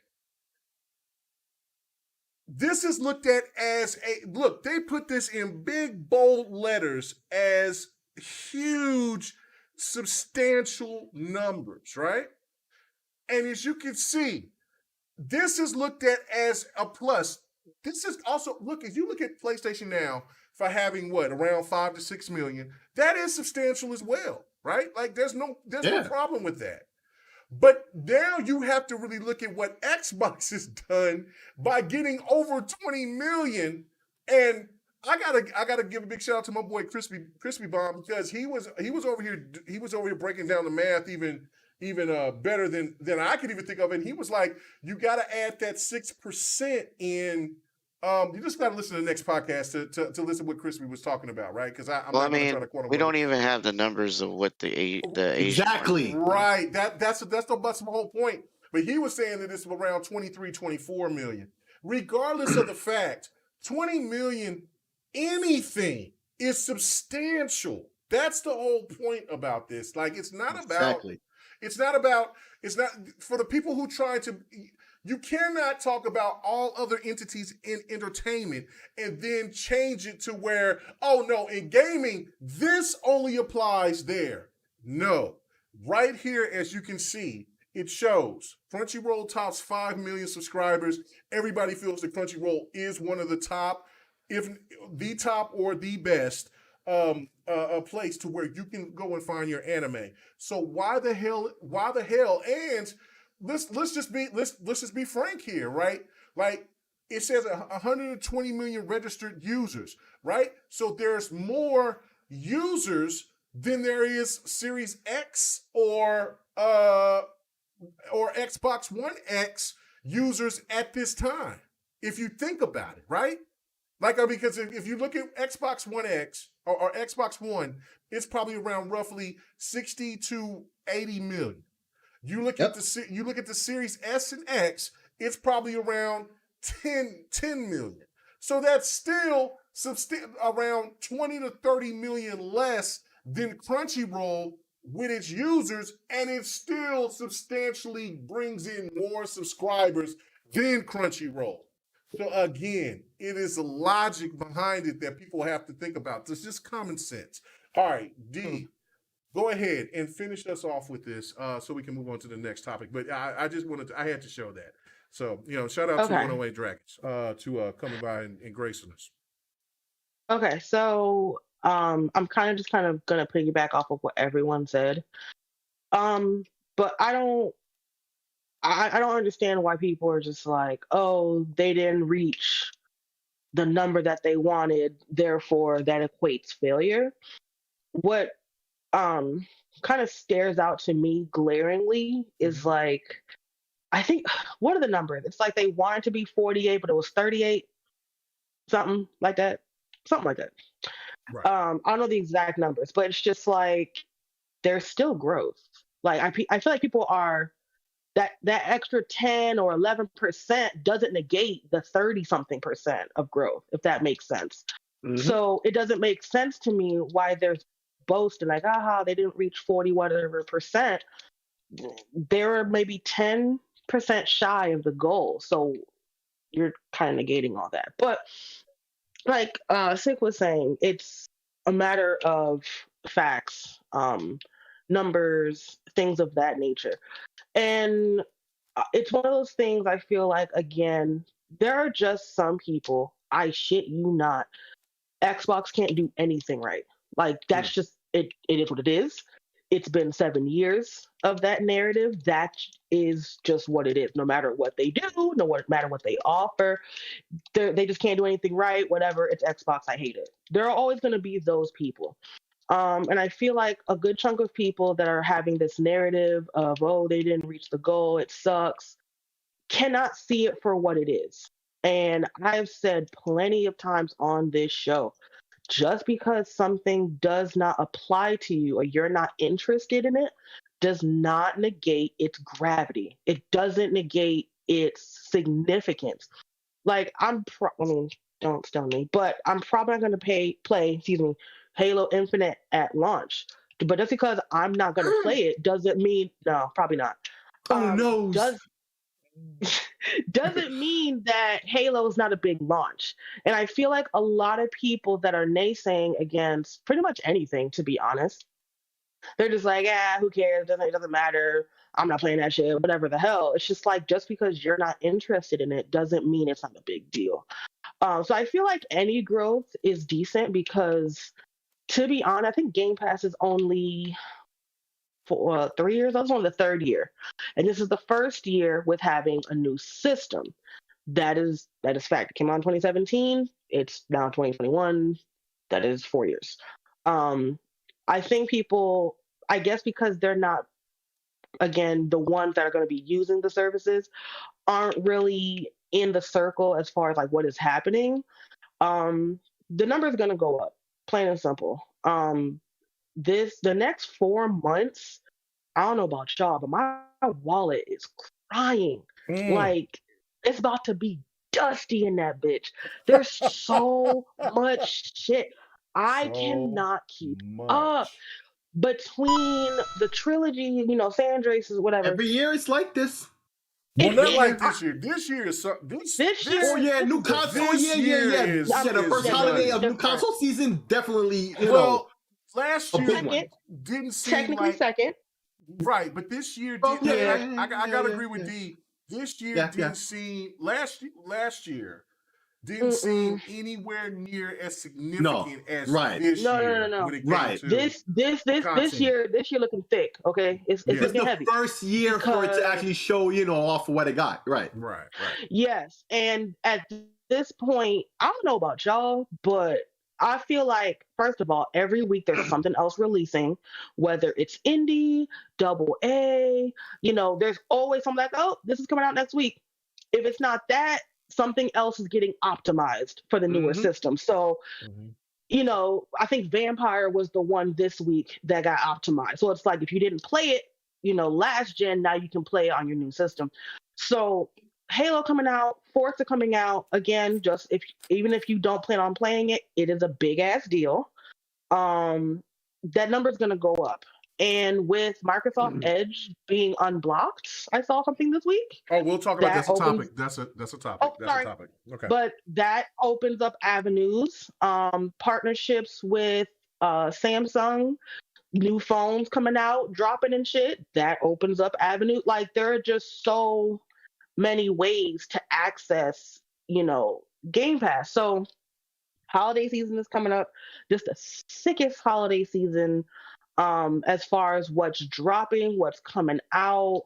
So I think that number, that 10% difference, that margin that they didn't reach, I think it's not that big of a deal. Like, Lemon was saying about the numbers, just raw numbers, $10 a month, that it doesn't, what they're getting is not, it supersedes the cost of operation. And that there's no way they're spending $100 million a month. That's just, even if you are getting your Game Pass for free or as some kind of bonus, that, more than likely, you're putting in to get that. Because I know people on my timeline, they're just like, oh, another free month of Game Pass because of the reward system. Yep. So it could be they bought a game and got a bonus 6,000, which happens with every major release. They could have just played the game, So however it is, it was put in one way or the other. There's a lot of. I just earned another 3 months of Game Pass Ultimate a week and a half ago. I had all the Microsoft Rewards points. Boom, I put into that. Easy. Yeah, so it perpetuates. It really does. It does, and I keep trying to tell people about it. You know how we are. I'm not doing all that. I'm like, okay, well, don't ask me how I'm getting free shit if you're not gonna do it. Like, don't wait for that. But I don't think that's substantial. Now, if they were talking about, so we actually lost like half our base, then I feel like that warrants like, oh my gosh, something's going wrong. The same way, no shade, that Google Stadia was out here like, hey, please do Stadia, please use it. Like, that's not the case. Like, I don't understand how numbers are going up and that's a failure. That doesn't make sense to me. I don't want to call Stadia a failure, but if y'all gonna call something a failure, maybe the service that's giving away its hardware for free is a failure. But I'm not an expert. But no shade to Stadia. I'm sorry, I had to catch a stray. But when I hear failure, that's what I think of. Like, nobody's talking about Stadia numbers. Who's talking about Stadia numbers? What the fuck? It's irrelevant. Nobody's talking about it. And that's not shade. That's literally like what it is. They literally were in my inbox like, hey, you have YouTube Premium. Please take this free limited edition version of Stadia. Please. I still have it in plastic. Haven't opened it. I'm not snap, sure you got why. the email too? Yo, yeah. I pay for YouTube Premium. I got the email. Yep. Same one. And you didn't get it? Begging me. Only thing I get, I don't get anything from Stadia anymore. After I've given up on it, but I get a lot of stuff from Luna. So, because I still pay for Luna, so I like Luna. They were like, they're still emailing me like, "Hey, please pay for a game." Please, I'm like, I'm not trying that again. I'm not doing that. So, long story short, benediction. I don't think it's that significant. I think if it would have failed, or if it was failing, it would have failed a long time ago. It would have failed the same way we haven't seen HoloLens, the Zune. Those are failures. Let's just call a spade. That is not a failure. You know what? That is an amazing point because HoloLens is just too expensive for a casual consumer. It's $3,000, $5,000 a headset. That's why they made the deal with the government for the army to use the HoloLens. Right. Well, no. You're right. But but what she's saying is absolutely correct in this sense because look, Game Pass has been out longer than what some people would try to predict. Game Pass has been out since what, 2017, 2018? I think it was through the early adopters in 2017, but I think it officially dropped in 2018. And it slowly started to push. But now looking at the content that it's dropping, it's got people's attention already. Just think about when they actually start really dropping all the content in a row when everything is going in full motion. That's what I think people keep forgetting about. Go ahead. Okay. Can anybody, and I'm not trying to be funny, but can somebody look up how many subscribers PS Now has? And it's been out longer than Game Pass. I thought it was around 6 million, but I will look at right now. Really? PS Now. Now I see why you had to preface your statement with you're not trying to cast no shade or nothing, because, bro, right. There you go. It's not. So when it comes to the HoloLens, when it comes to the Zune, there is nobody that can say the Zune today is as big as an iPod is. That's just not what it is. It's not as big. Even though the HoloLens is being used by the military, I don't think Microsoft came out with it with the military as its target audience. If so, we never would have heard of it. Technology is just too expensive. Once the technology gets cheaper, it will be available to the consumers for sure. Right, but I feel like when they first came out with it, I feel like it's not where they want it to be. Have you tried it? I tried it a long time ago. I got slightly nauseated because I have motion sickness, so I couldn't do it. But point being, HoloLens is not as prevalent. So it says PS they just celebrated a milestone. Yeah, PS Now, PS Now. We really should get moving on to the next subject too. Yeah, we are because I think no offense, the same. No, we are, but I do want to kind of touch on it because I really am hyped about this next topic.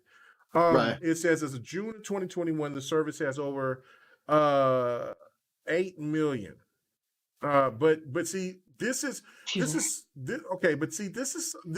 really misleading how they portray it, right? Like they're counting PSN subscribers as 46.3 million subscribers, but as PS Now subscribers, It said since it's increased 8 million since 2014. So okay, so let me hold on. Actually, 8 million? That's not even an accurate number either. That's not even accurate. I know. I looked at it. They're like 5 million. Right. I'm just saying. I think it was 5-6 million when I sit there and I talked about it. Okay. So all right, PS Now 3.2 million members. 3.2 million of March 31st, 2021. So it's even less than what we both projected. Because the last time that I seen it, it said that it was at 5 million. So I was like, okay, and that was a couple of months ago. So it says right now, I'm looking at it right now. Google it up, ladies and gentlemen. Matter of fact, you know what? I'm not even gonna do that. I'm not even gonna. This is why Google it up. This is why we got technology. This is why we got technology. I'm gonna just do it like this. Here we go. Where's it at? Boom. Here we go. Boom. I didn't know that I was right here. 3.2 million PlayStation Now. All right. Active. So sorry. 3.2. Listen, nobody's going to wolf tickets. Listen, this is how you need to go and you have to interact with the people in the chat. When people start saying numbers that you might not like, show us the evidence. Let us know where your proof is. So this is the whole reason why I'm doing this, is because I don't want to sit here and try to make it seem like I'm trying to attack PlayStation, because I'm not. But if this is substantial, right? Because me and PK just gave higher numbers than what was projected from what we see right now. So I mean, and listen, when you go to Google is very PlayStation friendly. Let's not bullshit that. So it's right here, 3.2. All right, and that's, I wish I had 3.2 million subscribers, so I'm not gonna knock it. So but when you look at this from this standpoint, but one thing is bigger than another. It's just that simple. Pause, by the way. But I'm just saying, that's what it is. Straight facts. There's no room for any of this, back and forth talk. And I scrolled it down, and it says of March 26, 2021, it says 3.2. But obviously they haven't gained a substantial amount of subscribers, because this is like the headline long before Game Pass. Let me just say, okay, so if you want to check some receipts, check that. Go back. All right, thank you guys. Okay, you'll see a little bit back behind the background. All right. Okay, so there you go. So you see it. But okay, let's move on to the next topic. But listen, I'm not here to knock PlayStation and what they do. I will say this, and then we get to the next topic. I said this last night. PlayStation could have been ahead of the curve, because they started this. They started invested first. They had it first. I won't say built, but they bought it. No, they bought it from Gakkai, right? They had the recipe first. What they did was they got greedy, and they wanted to try to find other ways of trying to milk money from people, instead of trying to find another avenue to say, look, we know the internet is not up to par yet. If you stick with us, and if we sit here and we keep moving forward, then you can go ahead and see the fruits of our labor. More question, and I'll They let could put Xbox in a bad bind if they went. Let me ask one more question. Yes, sir. If Game Pass is not sustainable, then how is PS Now sustainable? Come on, bro. Oh no! I mean, no, he's right. Like, I mean, that is the actual what people would tell you. Think about it objectively. It's a fair question. If I had to go from somebody that from the Steam community that would hear that question, this is the point: is that where Sony's priority is their console and their first party titles to come, their AAA titles to come out first and foremost, and streaming is an afterthought to get extra money. So as for Microsoft, this is something for them to make more money at the forefront because they don't have those AAA bangers like PlayStation does. That's what I think that a PlayStation stand would say to you, PK. So what would be your rebuttal back? That doesn't answer my question. Mm-hmm. A banger is a perspective. At the end of the day, how can Game Pass not be would it be a sustainable? perspective when it sold 15, 20 million copies? Well, that's what I'm saying. Well, that's what I'm saying. I'm trying to talk like what they would say back to you. PS Now. Yeah. Matter of fact, when PS Now came out, you couldn't even download anything. Mm-hmm. It was all streaming anyway. No, it was all streaming, right? And it was awful streaming. And even now, still most of it is still streaming. Mm-hmm. And you don't keep your saves. Once it cycles in and out, it's gone. Pardon? That's right. No, that's right. You're right. Yeah. He's right. Yeah, PK's right. If you play a game, I don't care what it is, your game save is only there as long as the game's there. Once it's cycled out, it's gone. Just like that. Just like that noise you just heard. It's gone. It's out of there. What? It's out of there. You gotta start over from. And on top of that, you can only at the very beginning, because I signed up for it. I signed up for PS Now, or it wasn't PS Now at the time when it first came out. At the beta. And it was $20. It was $20, and on top of that, if you wanted to keep playing that game, you had to pay extra for 3 months. They only kept those games in there for 3 months because your game save actually expired after 3 months. After 3 months, that game would expire. Right. So for instance, because one of the games that I was excited to play from there was Final Fantasy. Was the Lightning series. It was Final Fantasy 13. And I jumped on it. I started playing it. It was awful. It did not work properly.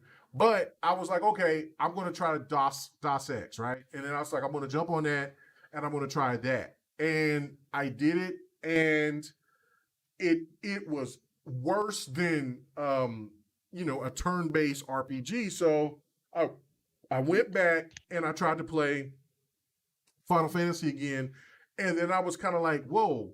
You're going to ask me to pay full price for this title that I could buy at GameStop for $9.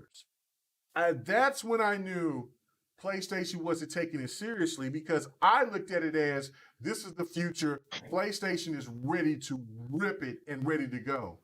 They had a whole different. I don't think they knew what they had until after EA Access kind of projected what was supposed to be. I know a lot of people come after and jump on EA, but EA kind of gave the blueprint on how to make it work for everyone.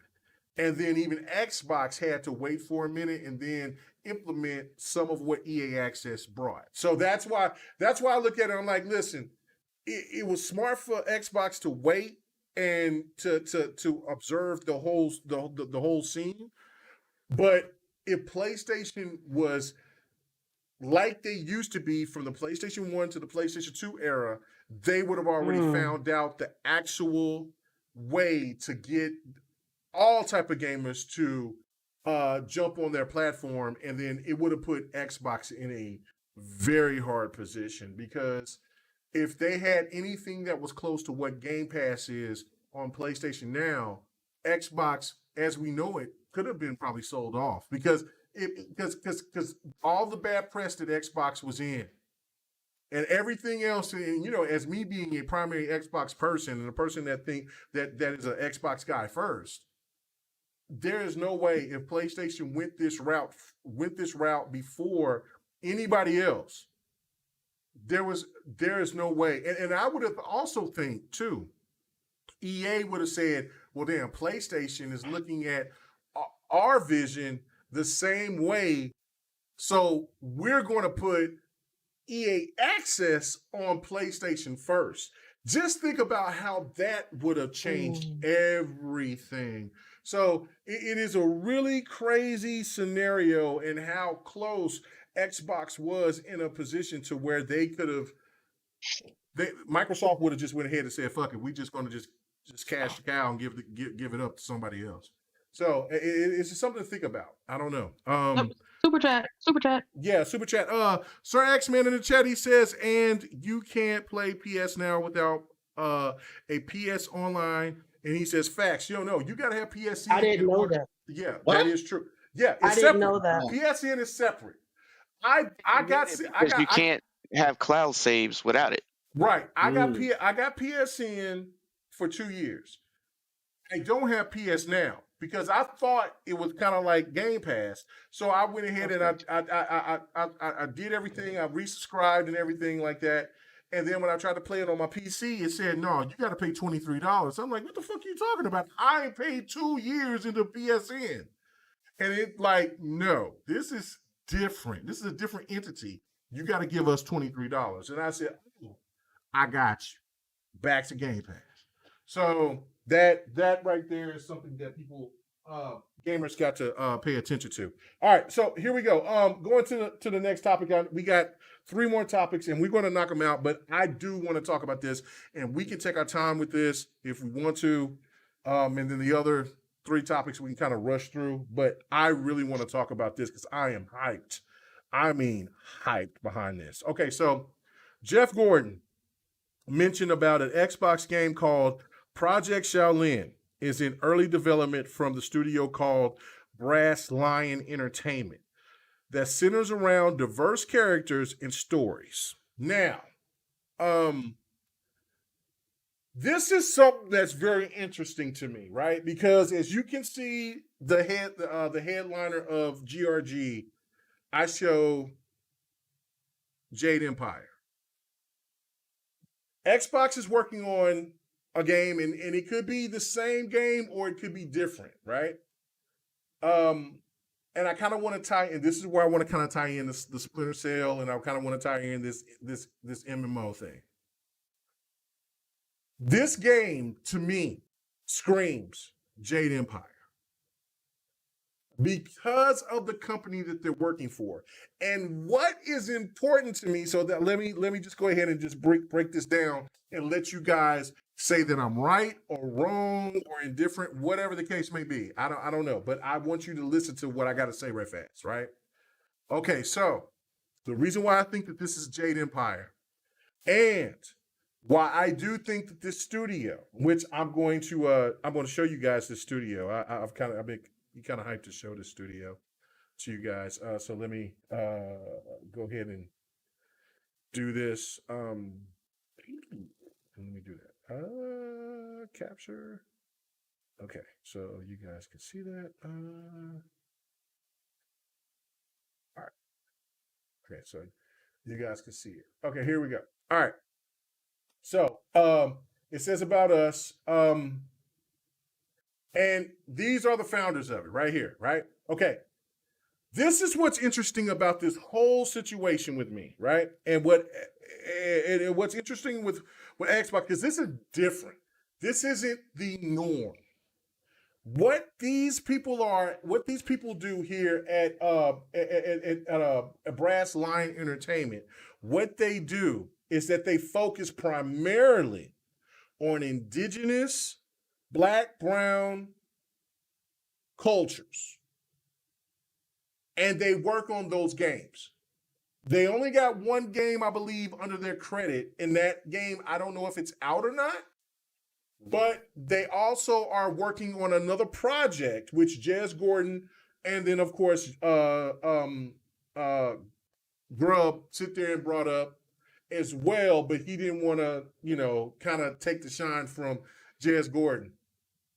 Is a game that is Cordon. Yeah, Cordon. I'm sorry, Jez. I just say Jez. Cordon Bleu. I just say Jez. I know because he's European. You know what I'm saying? He likes mayonnaise, and he like mayonnaise on his fries, bro. You fucking again. Excuse me. I like mayo. I like mayo, but on my fries like ketchup. Wow, swimming in it. Listen. No. Put some ketchup. Put some ketchup on fries. Eat that shit raw. Don't do that. Don't do that. Don't do that. Jazz, Too late. You show me some. Unapologetic. I'm gonna keep doing it. But yeah, you can't stop me. But you don't want runny yolk. You're garbage. You damn right. You damn right. I don't want no You're runny garbage. yolk either. You're Man, I ain't garbage. trying to get I'm no. done with you. I'm trying to get no disease. What do you call that stuff? I'm not trying to get no salmonella, bro. Salmonella. Yeah. Okay. From runny eggs. Yeah. Runny eggs. Yes, it's raw. That is the best. Poached eggs, ladies and gentlemen. What are you talking Okay, all right. Let's get back. Oh my God, we got to start this new podcast. Okay, all right. So, I'm sorry. No, we're good. Thank you. Thank you, my wife, for bringing me some water. And what you doing? Okay. My wife just came out from the club. You know what I'm saying? And She only brings you water. And she brings me water, talking about, yeah, I was out there, I was being hot. You need to go ahead. Don't worry about what I just did. What? Man, it's ass. Anyway. What? Wow. Okay. All right. So what the point of it here is this, right?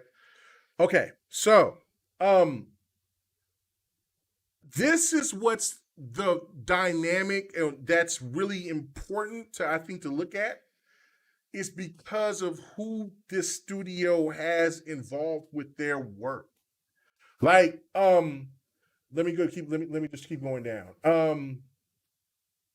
They have, these are the people right here, right? Like, you know what I'm saying? I'm digging her in the spandex. Like, I dig that. That's right. What is her? Brianna Dabby Smith. I dig that, right? Okay, but they have other people. So let's go to current projects. Okay, so it's some, smaller budget title. But right here, as you can see, Brass Lion Entertainment is currently working on an unannounced action RPG video game title, right? So if this new studio primarily only works with indigenous, brown, black cultures, what other game would be up Xbox wheelhouse? Because this is the Xbox game that Jez is talking about. What game would that be? It has to be Jade Empire. And let's not forget the history. What did Phil Spencer work on when he was first stepping up in the game? When he worked with EA or BioWare? Jade Empire. That is the reason why I think it. Now, the question behind this is this going to be an MMO type of game, or is this going to be a game, which I wanted to talk about this topic as well, because I made a video talking about it, where Xbox has been saying that they're going to be making more deep story generated PlayStation-esque type of games, like with God of War, etc. Right? Which I say God of War is Rise-ish, and then people lost their damn minds, but that's okay, whatever, right? So, deep story-driven AAA titles. What would be a perfect game to do that? Jade Empire. Why? Because this is one reason, and one reason alone. What is the gaming community been asking for, been begging for? They've been begging for, and I'm going to move that out. I'm going to move this out the way, and then I'm going to go back to what I was doing. Show some gameplay. Sorry, guys, and it'll be the same gameplay, but that's okay. All right. They've been waiting for and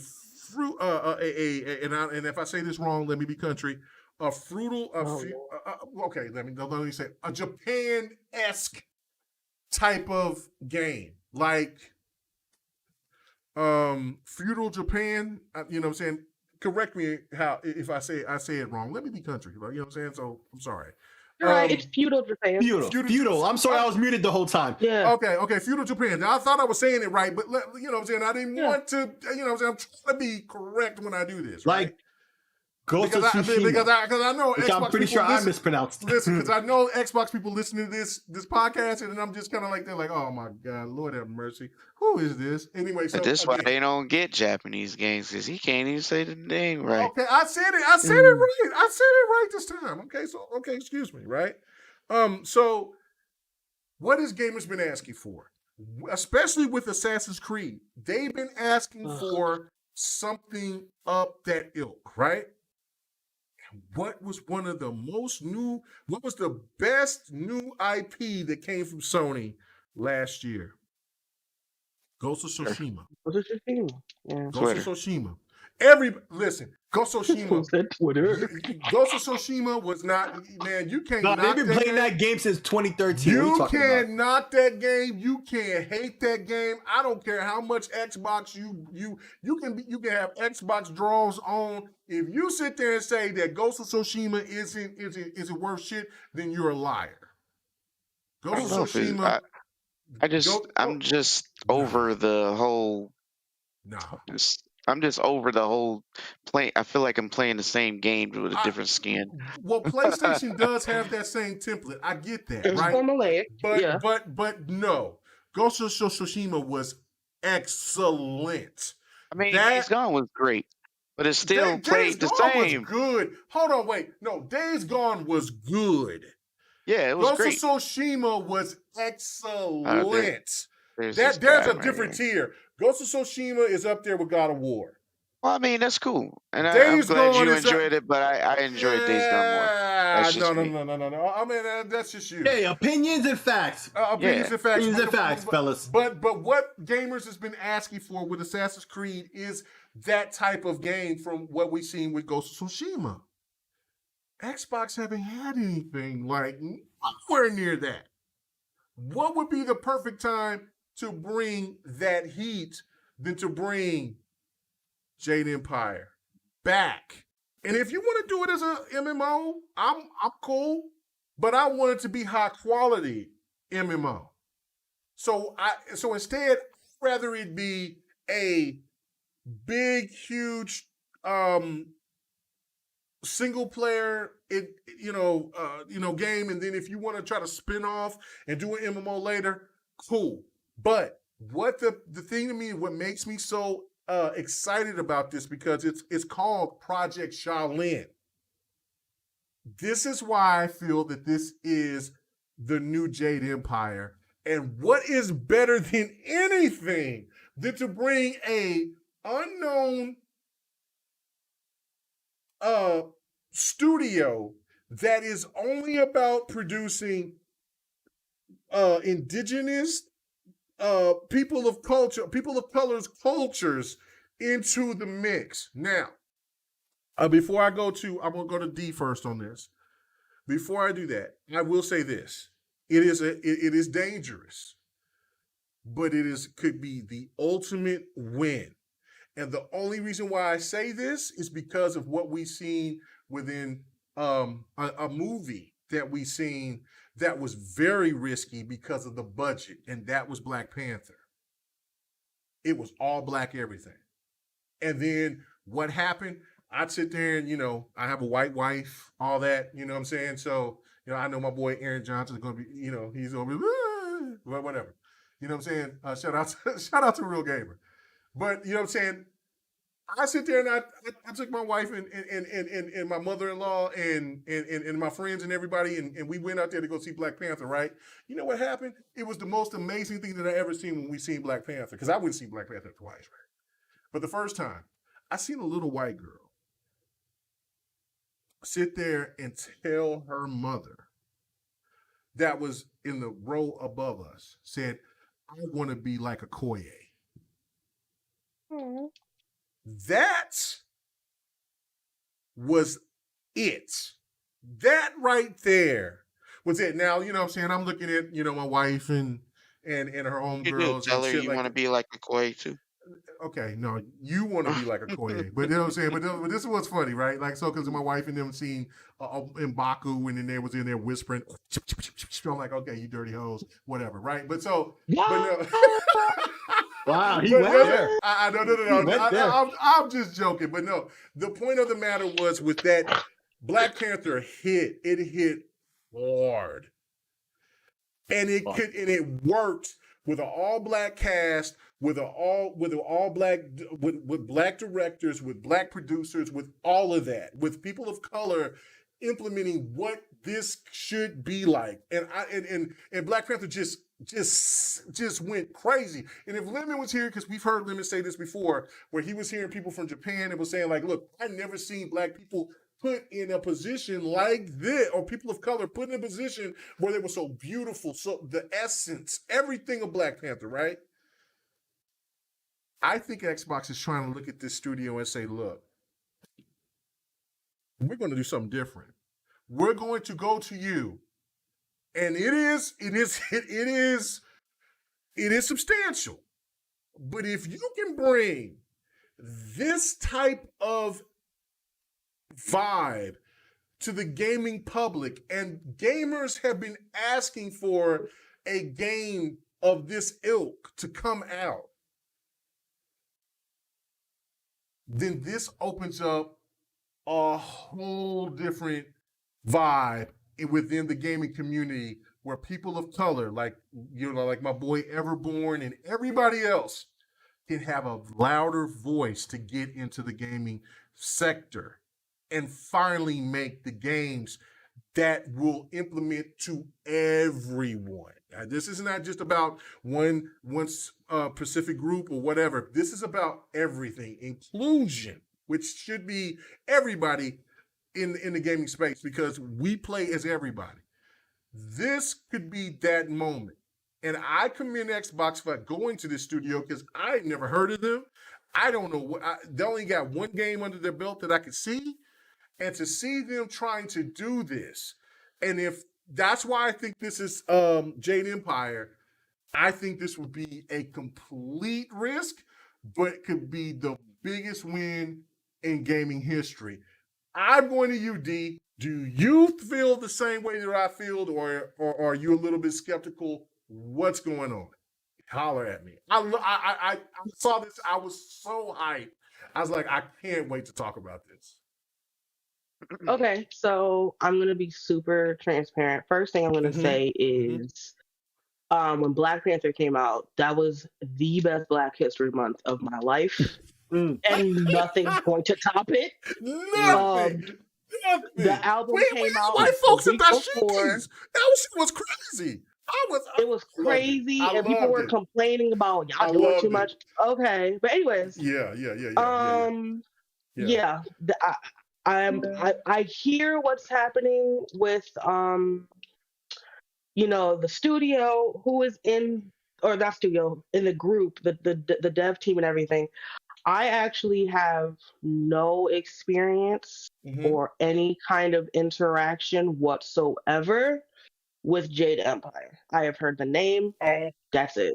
So I can't add anything of value to that. One of the best BioWare games of all time, in my opinion, next to KOTOR. Okay. I can't add nothing. I hope there is something in Japan. Ghost of Tsushima did scratch that itch for me. And Ubisoft better not touch it at this point. There's no point. As far as Japan, it'll be nice to have another entry into it. There are so many countries, I hate to say it, but there are just so many countries that are just, as far as entertainment goes, I feel like, especially in gaming, are so untapped. I feel like we go to the same places every time. At least in my experience. I can't speak for everybody. So I hope it is Jade Empire. I've heard great things about it, just like I've heard great things about, Beyond Good and Evil, those kind of games that I haven't played before. So I'm hoping that they can kind of follow their vision, but I don't know anything about Jade Empire, sadly.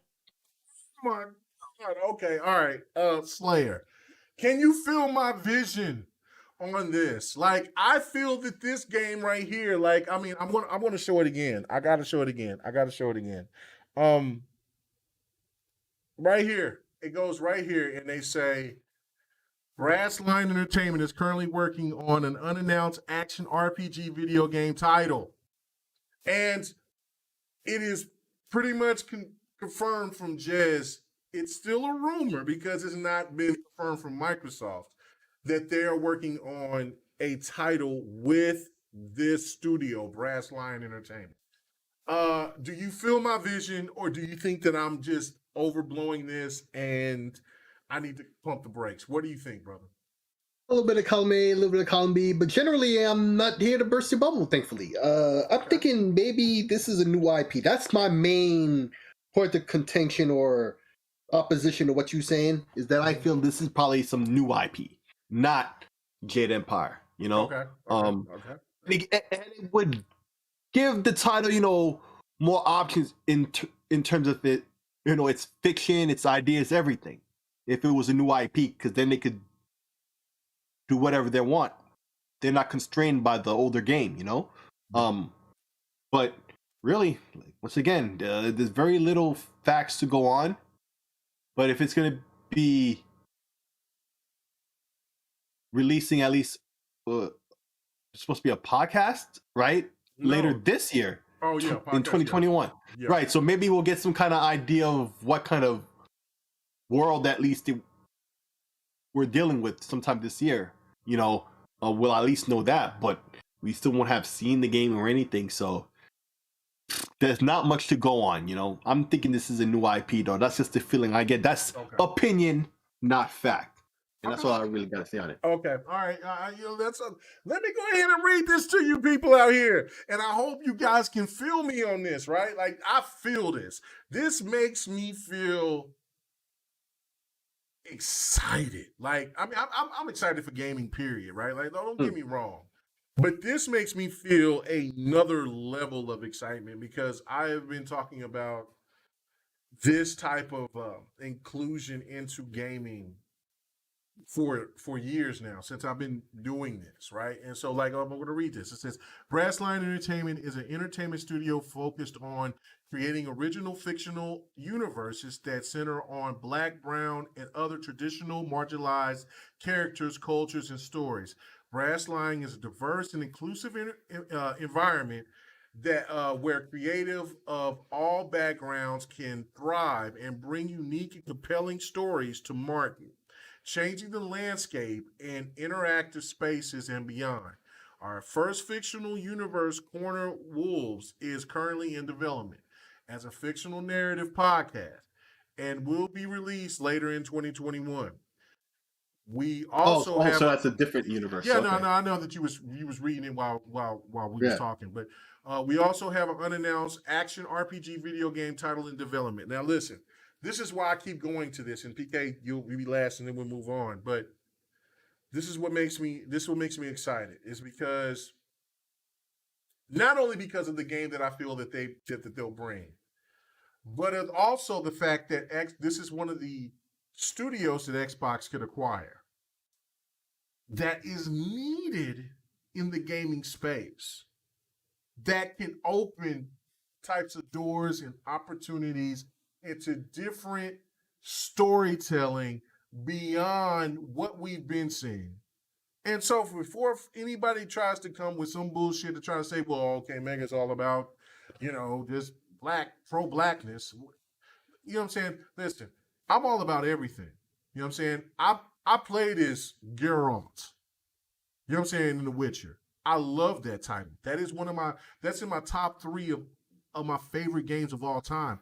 I have no problem of being in Europe in a predominantly Caucasian society.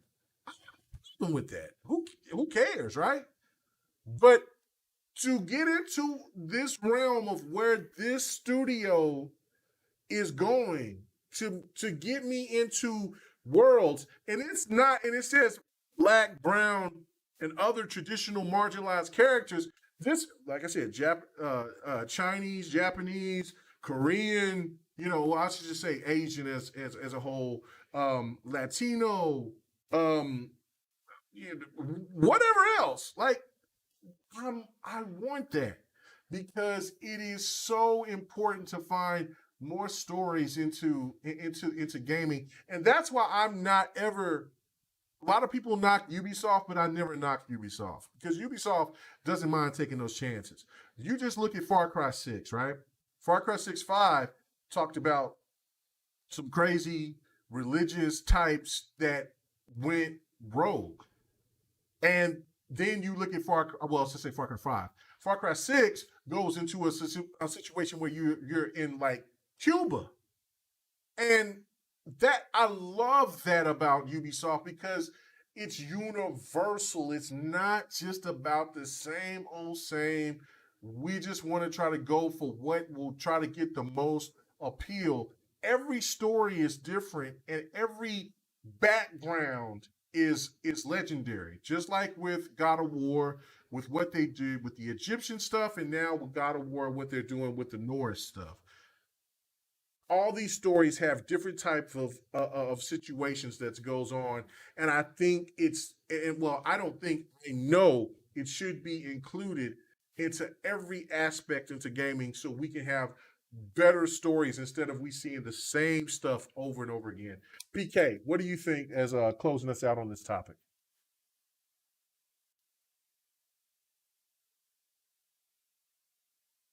Six years later. Okay.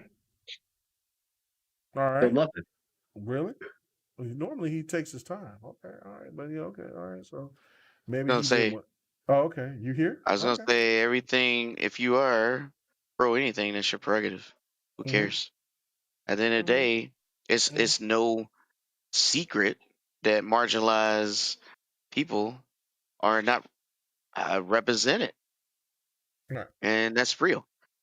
I was just watching DC Phantom and last weekend. It was a big deal. DC Milestone Phantom Media. was great. I loved it.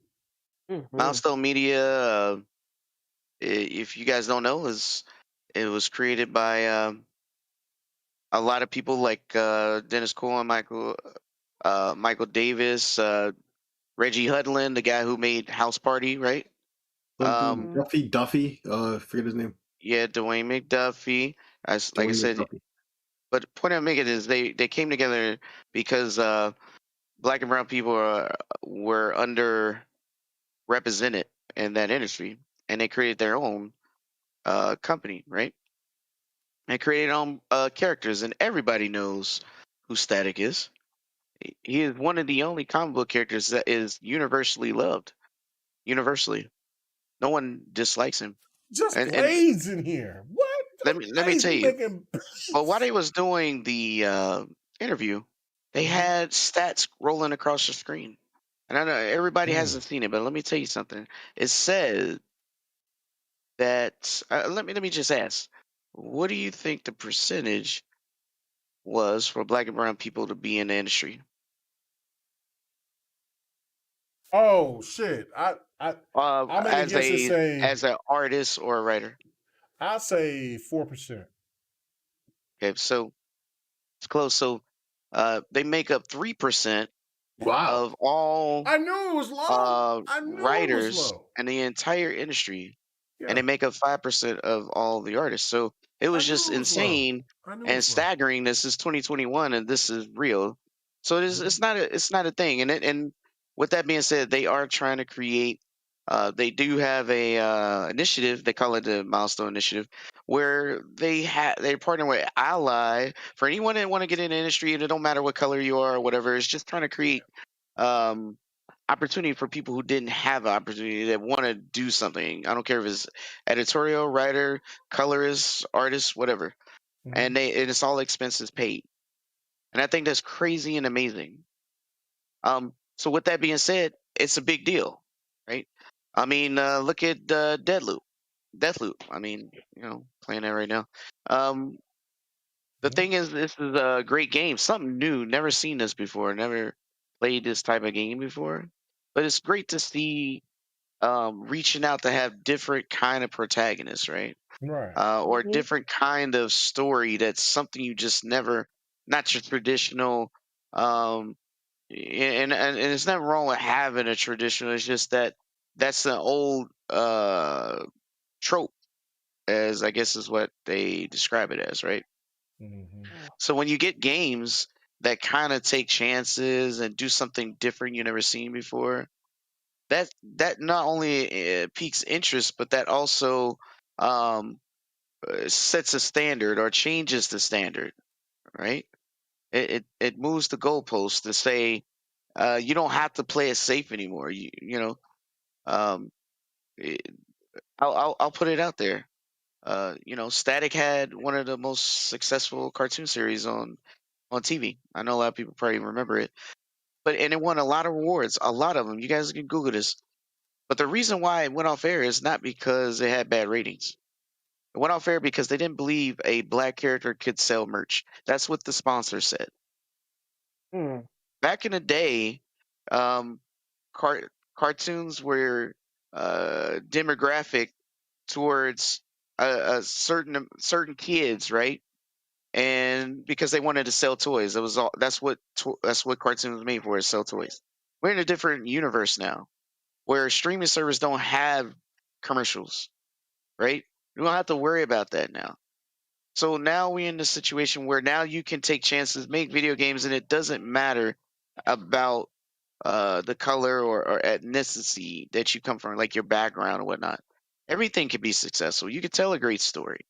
Right. It's all about taking that chance and letting the writers go and do what they need to do. Let these actors play their part, and let them, improv. Let them do their thing, because that's where the entertainment comes from. That's how it feels natural, right? Am I wrong with that? Anybody? No, you're absolutely right. No, Yeah, you're right. I'm a story guy at the end of the day. I'm gonna be real. I read a lot of comics, manga, watch a lot of anime. I'm telling you, I'm a story guy at the end of the day, and the story does not make sense. I don't care if nobody agrees with me or not. I don't like it. It is what it is. And I'm not gonna say I don't watch movies that don't have story. Let's be real. I like what was that? Fast and Furious movie with The Rock. I mean, Oh, that I have no story except for the first two. I haven't seen that movie yet, but it was I plan super on seeing it. enjoyable. Fun as hell. It looks fun as hell. It looks fun. Right. It looks fun as hell. Yeah, it looks good. I can't wait. It was I wanna very buy that entertaining. movie. But I'm not. Check your brain at the you know what counter. I'm saying. Mhm. But you get what I'm saying, right? It's like, if you're gonna market as a storytelling type of thing, then show it, prove it. Right, but they didn't Let's market do it it. as that. Yeah, so that's what I'm Yeah. like. Look, Hobbs and Shaw. I mean, even with I took it was as it for what it Halo? was. It looks fun, and I wanna see it. And when people have a different outlook, like, well, it wasn't compelling. Like, that's How do you know it's not compelling? right. Like you're right. Like, that's the thing. How do you know that? And on top of that, like, hold on, wait a minute. You just seen scenes in the movie that looked more for an audience that was looking for action and for action than anything that had to do with deep discussion. So come on, man. You know, some people really try to go left with their thought process on how entertainment is supposed to be, and they do it with movies, but I never pay attention like to I it. But said, they're doing it with gaming too, and it pisses me off, because like I said, if they could do it better, then let them show us. Until then, let them make a game or a movie and let us know what they can do better. yeah, because everybody all of a sudden is an expert. Right. Everybody is an expert now. Right. You're absolutely right. Okay. All right. Great point. All right, so let's move on. Okay, God of War. God of War is now been officially it's been official that it's going to PC. Now, for most of us, I'm pretty sure that we knew that this game was going to go over to PC at some point in time. It was a hit on PlayStation.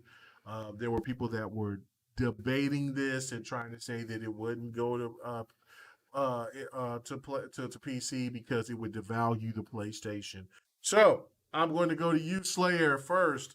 Why is it that people thought that this game wouldn't come to PC, and does this mean that games that's going to start coming over to PC is going to be devalued? Oh yeah, and I did forget to talking about Splinter Cell. I do need to address that point, but go ahead. I'll talk about that after everybody else is done, and before we get to the next topic.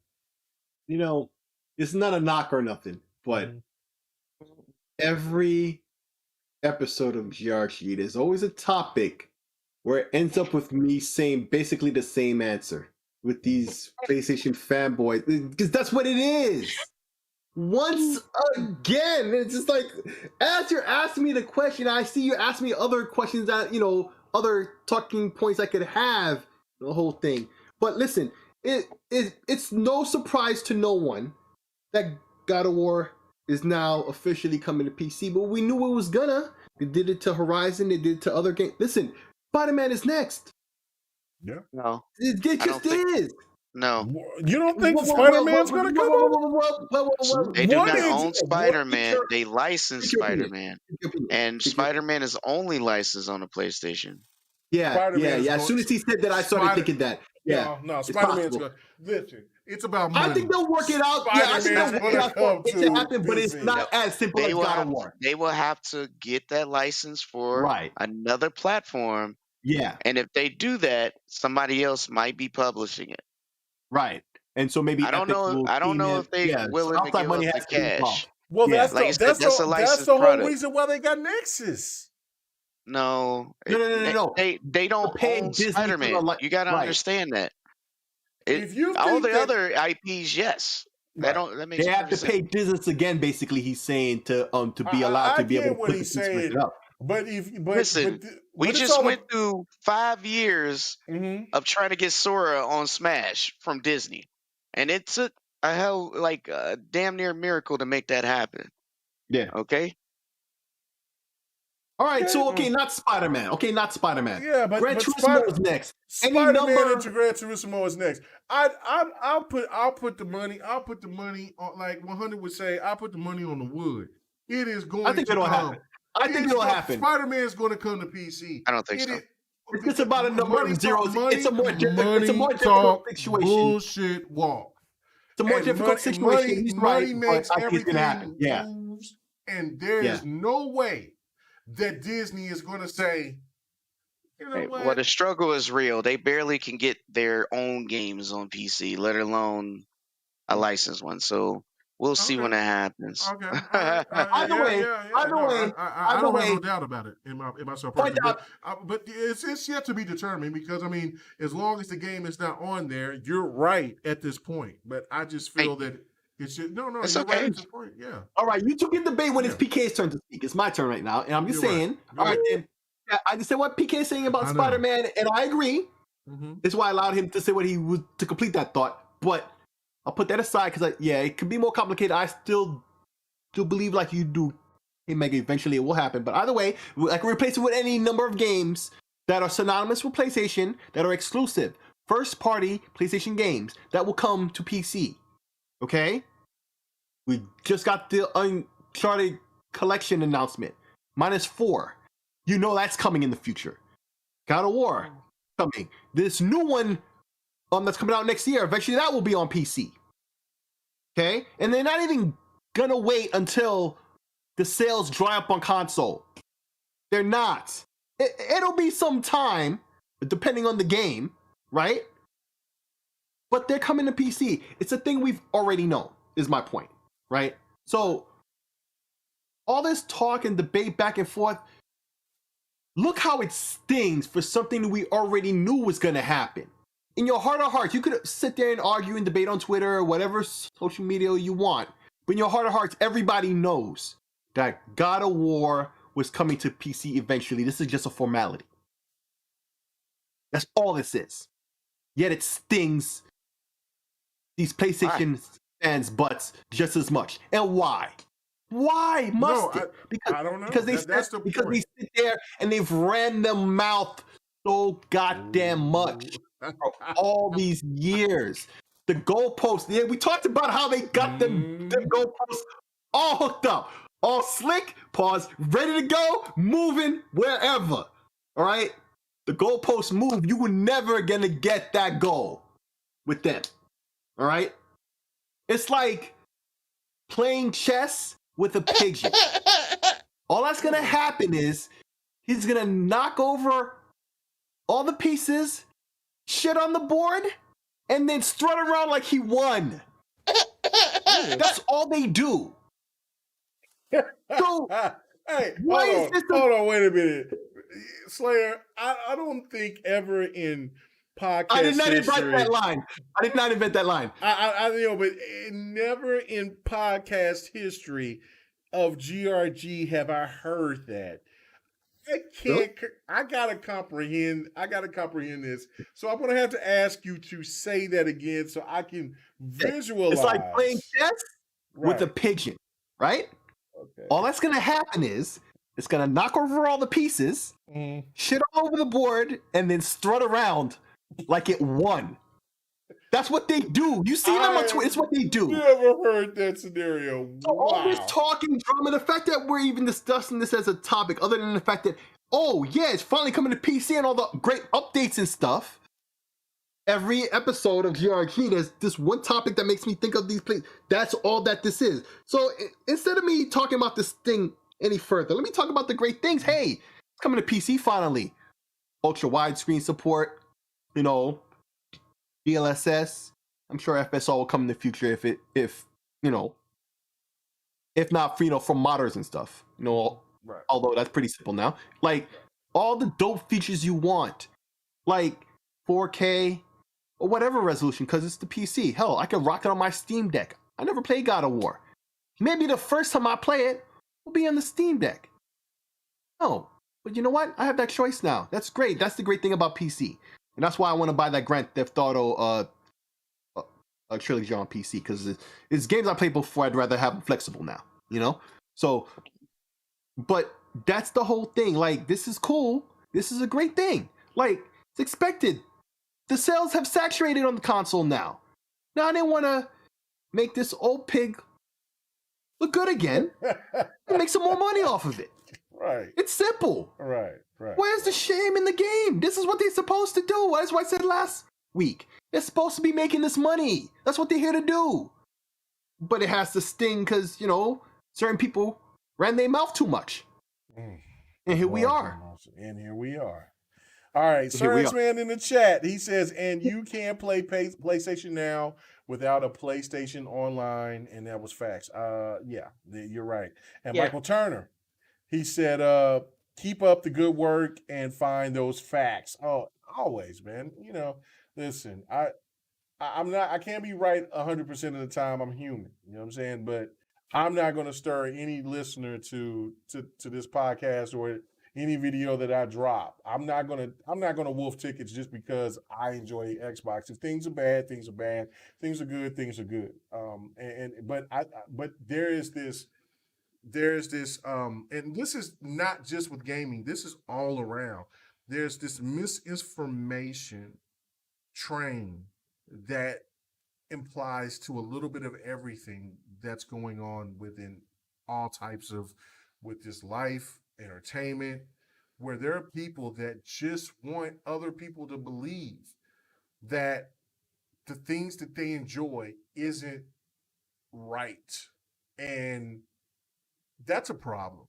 That's dangerous. And I will never spew any type of garbage like that to just try to make a certain platform look better than the other, when in all actuality, you just got to just use common sense. All right, so D, close us out on this topic so we can go ahead and move on to the next one. What's going on, man? Why is it that there's people out here that's tripping about God of War moving over to PC after what? It's been 3 years, and shouldn't it be something that should be praised instead of ridiculed? Yes. I think that it should be praised. I honestly don't see what the problem is. This is just another example of people ingratiating their choice of console into their actual personality, to the point that if anybody else gets it, they lose a sense of worth. I don't know. But it does not make sense to me. And there are some people that are just so, just bleeding blue or green so hard that they kind of see it as a club to keep others out unless you are, in their same clique. But they forget that everybody's money is green. So if there's money on the table, there's going to be a method of getting it. I'm not sure why this is news. When the company that specifically does PC ports / remasters was acquired recently. So the logic is not there. But I don't understand how you can sit there like, oh yeah, they just acquired another studio that's specifically to do PC ports. But then on the other side of your mouth, you're mad. Yeah. You're mad that a game has gone to PC. I don't see what the problem is of other people playing a game, which lets me know that it's not really about inclusion for people unless you pay that admission of getting a PlayStation, which to me anybody can buy. So I'm not sure why there's gatekeeping involved there.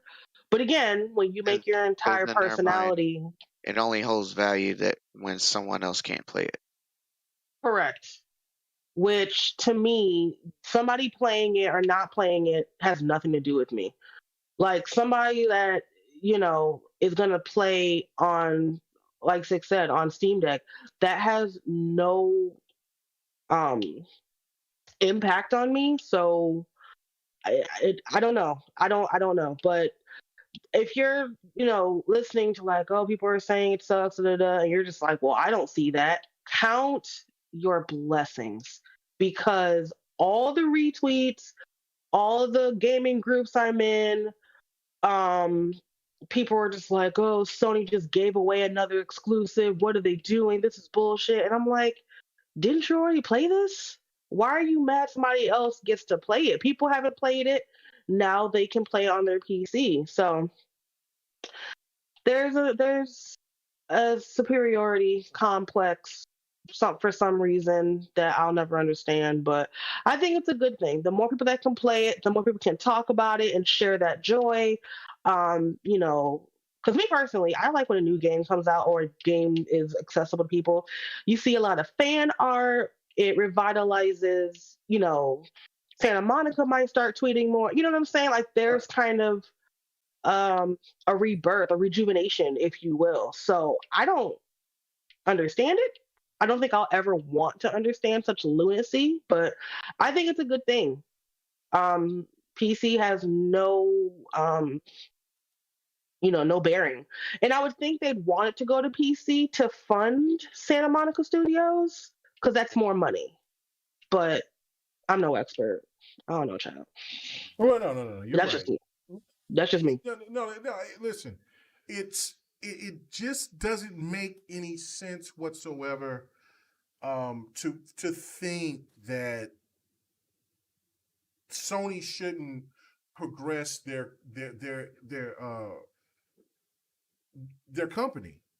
Like gaming is their cash cow, and why is it wrong to see PlayStation games going over to PC? I had this same type of thought process back in 2016 when Xbox first announced when they were putting games on a PC, or Xbox games going on the PC, when everybody at that time was like, oh my God, even there was Xbox gamers that was losing their damn minds and thinking that it was the end of the world. Oh, there would not be any more Xbox consoles. And Crap Gamer got owned by Phil Spencer. Well.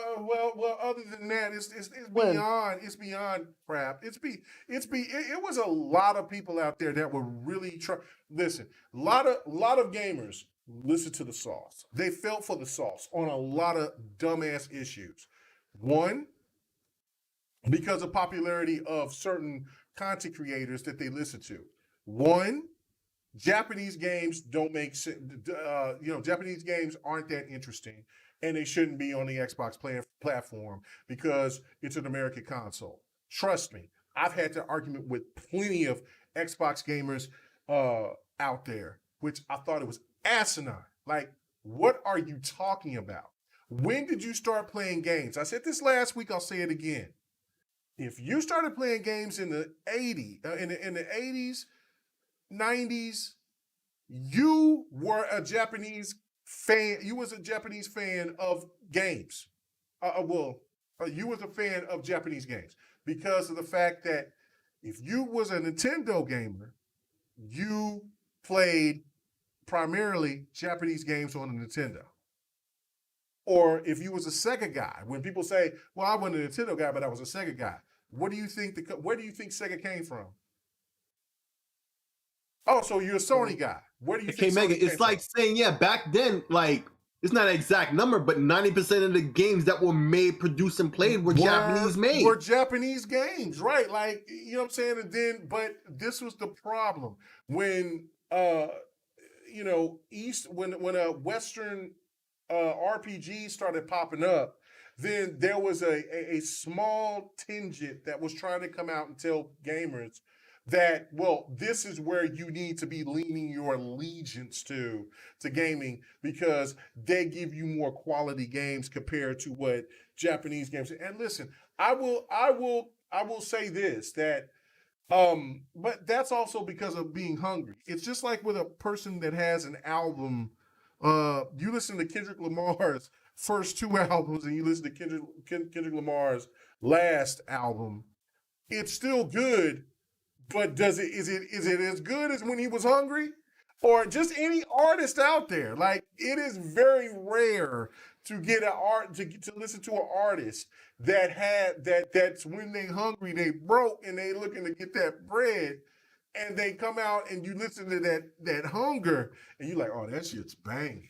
And then you listen to somebody who's rich, who's paid, who's living off of living the good life, and they come out and they Shout out to J. Cole. I think he's still legit though. Yeah, J. Cole is still legit, right? Like, there's always going to be exception to the rule, but overall, it's just it even happened to Cliffy B. Like, you know what I'm saying? You know what I'm saying? Like, Gears Gears is synonymous for Gears 1, 2, 3, right? Like, and then you look at, Cliffy B, he's over here doing his thing, and shout out to him, but once you sit here and live that good life, it's a little different. You know what I'm saying? And people still try to think that they can get back into that mode when they were hungry, but it's a just different vibe. So it's like you need to look at it from a standpoint of like, well, I need to use my creative juices, but use it now for where I'm at this point. I can't ever go back to where I was. Like, Snoop can never, I don't give a fuck how good Snoop's next album can be. It will never be as good as his first album because he was hungry. You know what I'm saying? Like, that's just with anybody. So that's, it also goes with the same thing with gaming. So that's why I don't understand. Like, when Japanese gaming was eating so good because that's all we were playing. And then when you had all these, you look at something like CD Projekt Red, when they came out with the Witcher series, right? They were hungry. And then next thing you know, here comes Cyberpunk. Cyberpunk was an amazing game, but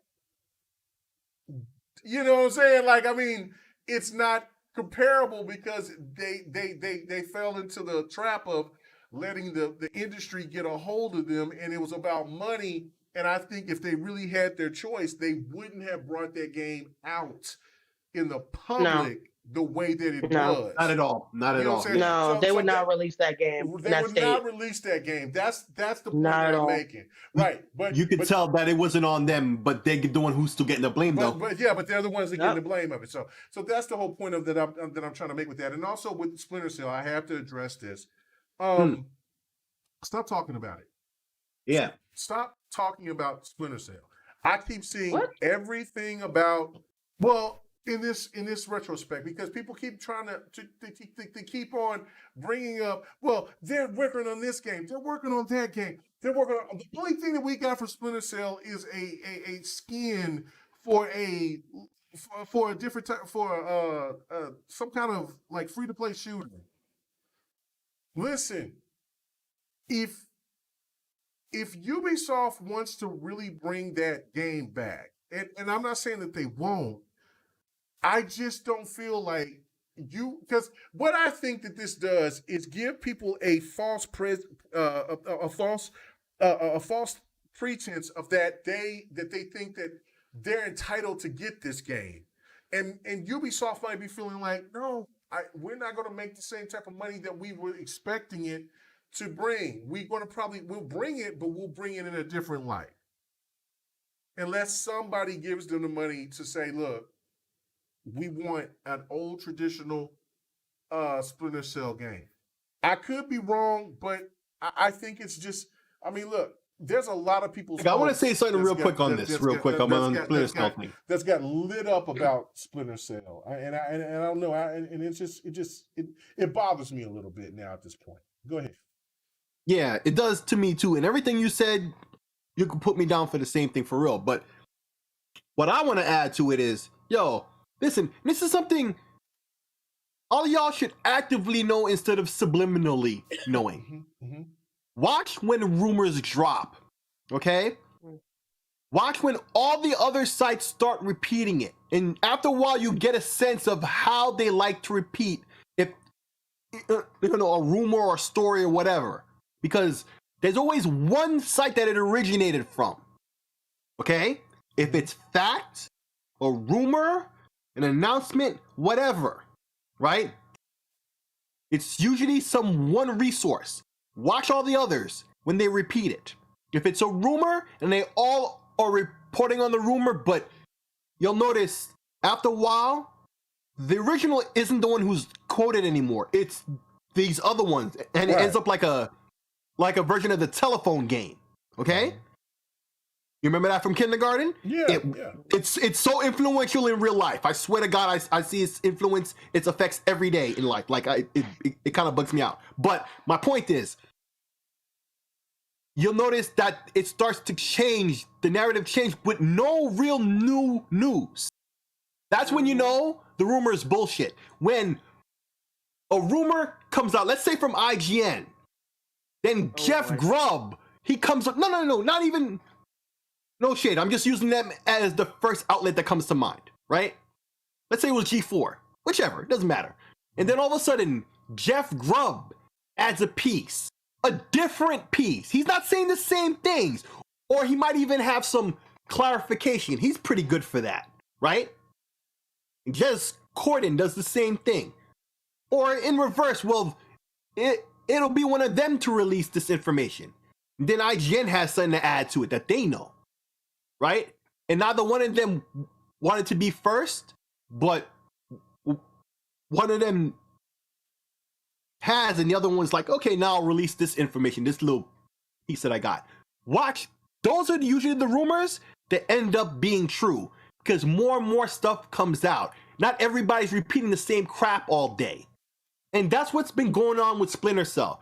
For the past, 2-3 years, one website, doesn't matter which, will come out with the rumor, or it'll be in a forum or whatever, wherever it comes from. And everybody will just repeat that one thing until, after a while, nothing new happens, and it's reset until it happens again. And that's the way it's been for a couple of years now. That's the thing. That's why it's hard to make videos, right? Because you want to make a video talking about something, right? About it, but you already know it's not going to be nothing. But then when I already know, and I talk to the people that I feel that I know that I feel that gives me the information that I need to know to where I can dictate. I don't call these people sources. I just look at them as listen, where do you stand with this? But I understand this is a business, and you want people to look at it from a standpoint we give you this information, and for the people who love Splinter Cell, we want to give them that nugget. But I just feel personally, when you keep bringing this up, and you keep, it's just like when you keep crying wolf, then you're just going to get to the point to where you're going to kill the game at the end. Because everybody's going to have this expectation for something. And then when it doesn't happen, then here you go. Because the game is never going to live to the expectation to what people have of it. This is what we have that is dangerous in the gaming community right now, is that everything that we talk about from when we see PlayStation fans go crazy about the next PlayStation Play, or for Xbox gamers that go crazy about the next, Xbox event, or for acquisitions, or for everything else. They get into this point to where, oh, you didn't hear this certain thing. Well, everything was trash. This was a horrible show. That's bullshit, because what you did is you got into your feelings about something that you knew deep down that it was speculatory. It wasn't even the facts. It wasn't even something that you knew that was real. You fed into the monster because you had your fan base believe into that monster, and now because it didn't happen and you look wrong, then everything else is trash. That's why it's so dangerous. With the whole, that's why I wanted to bring that point about Splinter Cell. Stop talking about Splinter Cell, people. Yeah, just let it Until go. we get some concrete evidence, because this is what you're going to do. When you talk about Splinter Cell, and then eventually, I do feel, because everything comes back, it's just a part of nature. Everything will come back. Ubisoft will do a Splinter Cell at one point in time. I don't know how they'll do it, but they will do it. And when they do that, yeah, don't try to give these. What you don't think so? You don't think so? Well, I mean, we'll see. I don't know. Because I don't either. I've been waiting for Microsoft to bring back MechAssault. It ain't happened since Xbox. Well, all right. We just got Mech Warrior. That's about it. Which is nothing. But this is the different scenario with all of this, and even with EA and every other company out there. Like Take-Two, I think will never bring another Midnight Club, which I don't know why, but they have their reasonings, and that's fine. But with Microsoft, EA, Ubisoft, I feel that they know that they have a treasure trove of different IPs that they can bring back. Tell Sega to bring back Golden Axe, even Sony, or Alter Beast, or Shinobi. I get that, but then again, it takes money, and it also takes trust within those companies. Like, that's why I didn't bring up Capcom, Sega, or any of them, because it's you know what I'm saying, it's money. Listen, it's all about what the fan base wants, right? Like, the fan base. We want Splinter Cell. No, we don't want no fake Splinter Cell in another game. Let me tell you something that really makes the moves out there, right? Okay, so there were more people that came out and said that they want a Marvel vs. Capcom 2 remake or bring the game back than they talked about Splinter Cell. You know what Capcom is going to do? They're going to bring back Marvel vs. Capcom. They're going to bring it back. A lot of people wasn't even born when Splinter Cell was out. Well, that's what but I'm also trying to tell you this, is that bullshit, you know what I'm saying? Money talks, bullshit walks. How do you know what money you make until you test the market? There is listen, that it's too much money to make these type of games now. That's what I said this in a video. If you go back to my archives on my channel, and I said this, I said publishers. So bring out something like Hyperscape. 2016, 2017. So Ubisoft can waste money on Hyperscape, but can't make a Splinter Cell. They could, but if they look and they see that they can make more money off of that game, then I don't know what to tell you. I can come out here. You don't want me to slander Ubisoft, okay? You don't want me to do that. No, I got you. Listen, I got you. I'm not against anybody that wants Splinter Cell. I want to see another Splinter Cell. I want to see a Prince of Persia come back. But this is the thing right here, right? Just listen to me. My point is this: if everybody looks at it from a business perspective, they make another Splinter Cell game, right? And they make it to the level of what they do with Assassin's Creed. How many sales do you think that game needs to generate for them to continue that series? I'm a consumer, not a business, and they And just need to that, give me what and I want. that's the reason why They Splinter give you Cell what is I not want. here. That's the reason why Splinter Cell is not here yet, right? Expanding. Yeah, you know what I'm saying? Like, exactly. I'm a So consumer. that's the Give it I'm a to me. consumer I too. want it now. Bro, I want it. I love it. I want it too. But that is the main reason of the situation at hand while we in this predicament is and listen, I would love for them to announce it. You know what I'm saying? But it's these type of risks are these type of things are risky now because of how much is involved into it. It's not like what it used to be. And Ubisoft, you think that they got enough stuff like right here, this game that I'm playing right now, Riders Republic. I think this game should be a monster hit. But in all actuality, this game might miss heavily. You know what I'm saying? Well, let's just put it this way.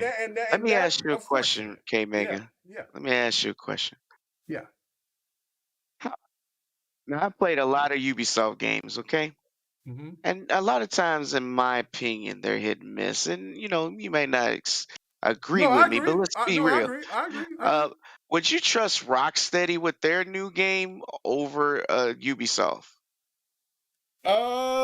I mean, Rocksteady be bringing some bangers, man. Oh, I can't wait. I knock just Rocksteady. asked. Yeah, yeah. No, Without seeing the game, without I, even seeing the game, I trust would you Rocksteady. trust? I Would you trust. trust? Okay, that's Yeah, my point.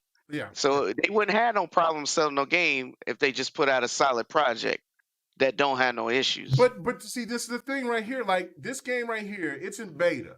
You see it right here. I think that this game Like is all their games in beta. Yeah, well, Watch Dogs included.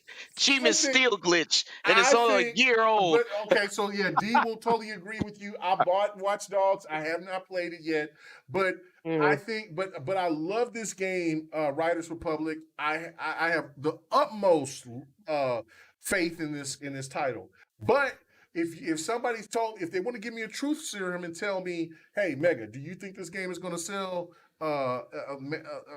amazingly? I'm going to say no. I don't think it will because of track records, and that's the crazy thing. Anyway, all right, let me move on. We got two more, and so we can get the hell out of here. And listen, y'all are free next week. Give me my two more topics so we can get the hell out of here. All right, so all right. Yeah, y'all are free next week. Y'all can do whatever you want to. You can cook the best breakfast that you ever had and go to bed right after you eat it, or whatever. Yes, Lord. Give me my two topics because I gotta get through them. All right, so because I gotta leave and I gotta go. After I'm done with this podcast, I gotta go straight over to my mom's house and I gotta watch over her for the rest of the night. So you didn't get my perspective, but it's all right. Oh, did I not get your perspective? It's all right. We need two more topics. Yeah, we need two more topics. We don't want to hear your perspective. We just heard you talk. You just disrespect Ubisoft. We just disrespect Ubisoft and they deserve it. Yeah, you deserve it. Yeah, you deserve it. We just skip over it. No, they deserve it. They deserve it. They deserve it. They did. Thank you, anyway, all right, but I'm gonna go to you first on this topic. Okay. So, the SSD, the 2 terabyte SSD has been announced, and it's going to be coming out for the Xbox, and it's going to be at the cheap. And let me say that again, the cheap, reasonable price. Well, I shouldn't say cheap, but the reasonable price, ladies and gentlemen, of $399. Oh, my Lord. So, we're looking at a $400 2 terabyte SSD expansion card for Xbox. PK, is this ridiculous, or is this what the gamers ask for? Let's hear it. What you got for us, brother? Sounds ridiculous to people who don't know how much this shit really costs. Okay. Let's talk about it. I have three WD Black 850s in my PC right now. You got how many? You got terabytes. What? You got what? 2 terabytes, and they all 400 apiece. So that's the normal price. It is what it is. You pay to play. You want performance. There it is. Relax. This is what you wanted. Flex your chest. You gotta stop having the casual thought of it's just the storage. Well, how is it just the storage if it magically is supposed to be faster? Right? You can't have it both ways. You gotta think about that. So it is what it is. It's normal price. Get over it. You know what I mean? If you don't want to pay that money, then it's cool. You don't have to. You don't have to pay anything. You just stick with the whatever out of the box storage you got and then live. Nobody asked you to complain about next generation. You think this is expensive? Wait till you see PCIe 5. We about to jump to another generation in 2 seconds. Have mercy, if you Lord. can't handle this, you damn sure ain't ready for the next gen. Oh, hi, thanks for checking in. I'm still a piece of garbage. It's over $1,000. So just think about that. The RAM and the memory is going to be, probably beyond your pocket. And it's not to demean nobody. It's just my pockets. You don't know my pocket, sucker. How much is going to be? How much is going to be? I'm waiting on to buy. Hey, Mega, there's nothing wrong. Get your money up. How much is the estimate? Listen. It costs as much as it costs most people to work the corner. It's okay. It works. Lord have mercy. That's a good one. Taking it back to those days, I guess. Ladies and gentlemen, we got him. Most people can understand, like, this is normal price. This ain't nothing new. This ain't nothing new. So walk in the corner prices. Are you talking about this? Okay, all right, okay. Listen. I mean, it's like this. This is what they asked for, right? This is what they wanted. So it is either you want it and pay for it, or you don't.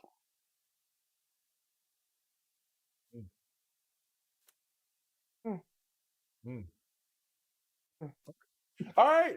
I mean, you just said it right there. All right. Okay. Excellent. Yeah. I'm gonna let somebody else get it because I don't want to take it off. D.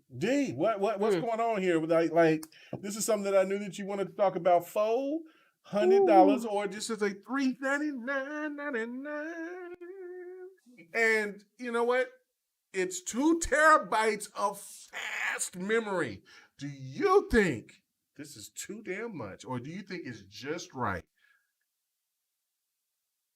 I do not think it is too damn much. Okay, all right.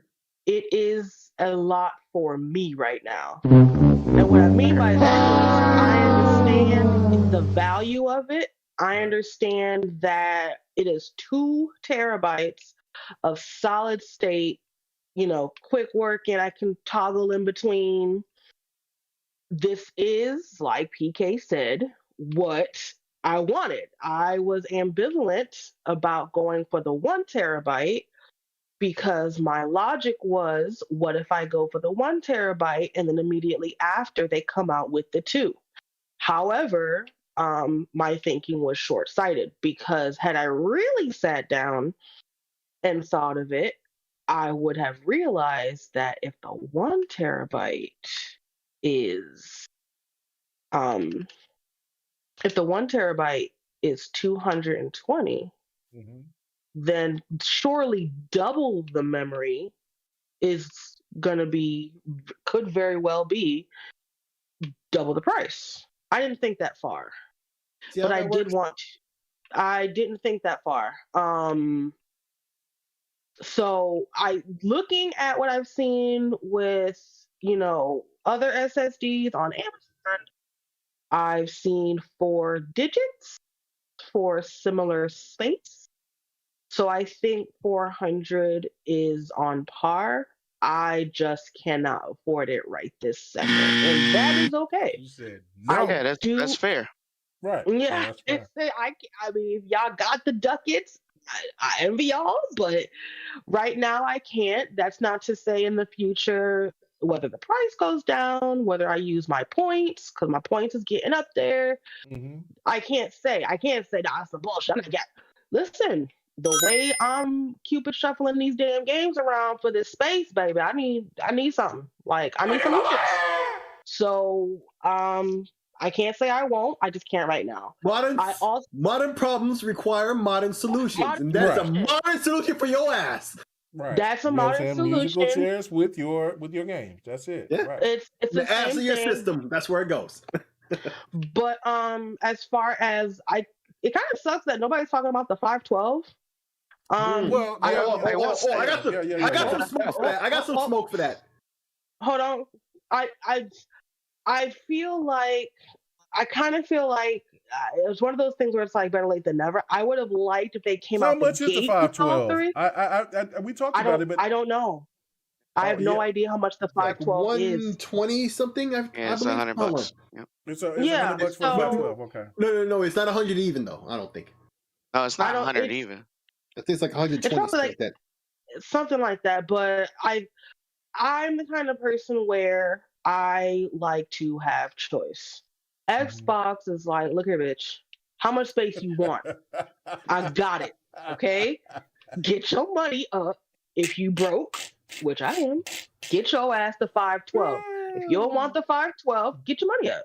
And that's all it is. I feel like, again, people feel like everything has to work for everyone. And that's not how you can't get performance with a kind of 140 money. You can't get you want a Cadillac, you need to buy with Cadillac money.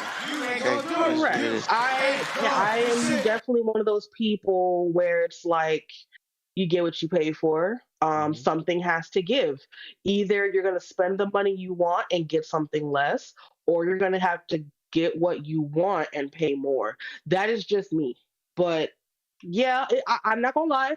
I saw the article and I was like, ooh, 2 terabyte. For some reason, don't judge me, I was not expecting to see a 399. But again, I did not think far enough ahead. I'm not sure why I didn't, but I did not think ahead. But this is exactly what I want. I wanted 2 terabytes because I was like, the way these games are looking, we're a year in, and these games are triple digit size files are like the standard now. Like a game being under 100 gig is like, oh, it's not 150, 250 gigs. Oh, I'll download you. Right. Just because. It's getting worse. I don't want to say worse, but it's getting worse. I just deleted Avengers because that shit was 130. And I wasn't enjoying it enough to have it take up 130 gigs on my precious hard drive. Should have teamed up with me. See, I'm not like K-Mega. I would have played with you. Wow. I got it on Xbox and PC. I got it installed right now on both. Don't matter to me. The game, no shade to Avengers, but it is not my game. I played it for 20 minutes, and the repetition was slapping me in the face. Like I said, you had to play with me. It'd be different. Oh boy. It just, and then I could see the skins I wanted. It was like, you need an ridiculous amount of resources. Like, yeah, you forget about skins. I don't want. You be getting exotics, the more important things in life. It felt like within 20 minutes of playing, it felt like a chore. I was not having fun, and I uninstalled it with 100 kids. You be living a different life. We gonna see what this space looking like, because I already preloaded Forza, and San Andreas is on my hard drive too. So we gonna see how to make some changes. But that is my logic. It makes sense. I just can't afford it. Too long, didn't read. That was pretty messy. You know what I'm saying? I mean, if I didn't know that I had to, I need to get done with the show tonight, I would have definitely prolonged. We didn't even talk about RazorCon and they releasing all their new stuff the first time ever. We don't care about what you're talking about. Yes, we do. Anyway, so let's go. I don't even know what you're talking about. Like RazorCon. What is that? I know you don't. You need to go do your Googles. Okay, I will look at RazorCon. The first ever. We're gonna go to Slayer. Let's go. I'm gonna type it in. RazorCon. So Slayer. Go ahead, talk about it. I'm gonna type it in right now. When I see people reacting in this way, and I was the one screaming from the mountaintop before anybody else, I know it was me. All right, saying, "Yo, this stuff is going to be expensive," and so no. After seeing this whole situation, and yo, D, the smoke is not intended at you, but the shoe does fit you as well. Oh, it's not targeted. No. It's not targeted at her, but the shoe does fit, my dear. I didn't think ahead. Right. Yeah, I didn't think ahead. I did. Yo. I got to quote the epic line. I only know it from the meme and thus SpongeBob SquarePants. I don't know if that's the origin. Dark web monitor. But how many times I gotta teach you this lesson, old man? First party. This shit is expensive. How many times I gotta fucking tell you? I've been telling you for years, literally. What the hell? It's double the capacity, and it's not literally double the price. Conversely, the 512 is $140. Do not buy that. Think you're not in my room, are you? You over there, right? Yo, I'm here in Pennsylvania. You're out there in Cincinnati. You hear me? Do you hear me? No, it's a straight logic. It's expensive. Okay? It was always gonna be. I always told you it was gonna be expensive. Now they come out with one that's double the capacity. So of course it's double the price. You're lucky it's not $440. Okay? Conversely, once again, I must repeat this. Do not buy the 512. They're charging $140. People, I've seen the one on sale. I've seen the one on sale for that much. Now that was a rare, like once or twice thing on some website that usually I don't go to. I don't mean AliExpress or anything like that, but like, you know, some Very secret is what you're saying. Gotcha. CDW or something. Okay, CDW is where PK has to go for work, I guess, to buy certain things, I'm sure. Or the department, or like tech stuff, right? Like that kind of gear. And for whatever reason, they'll have those drives on sale.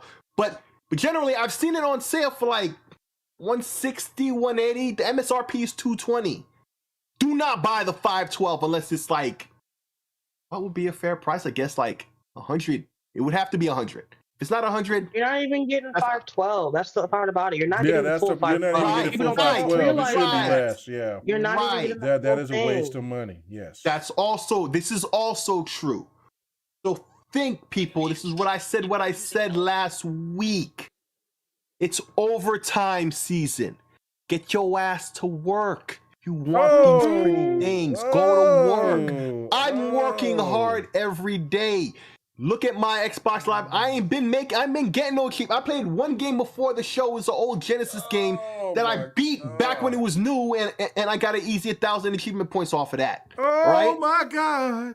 That's the most gaming I've done for a while because I've been working, making this money because this holiday is coming, just like D was saying in the earlier topic. Yo, there's a lot of stuff about to drop. A lot of stuff. And I don't know about you, but I want it. And if I want it, I gotta earn the money to go get it. So I'm at work. That's what I'm doing. I'm getting my money up. What are you doing?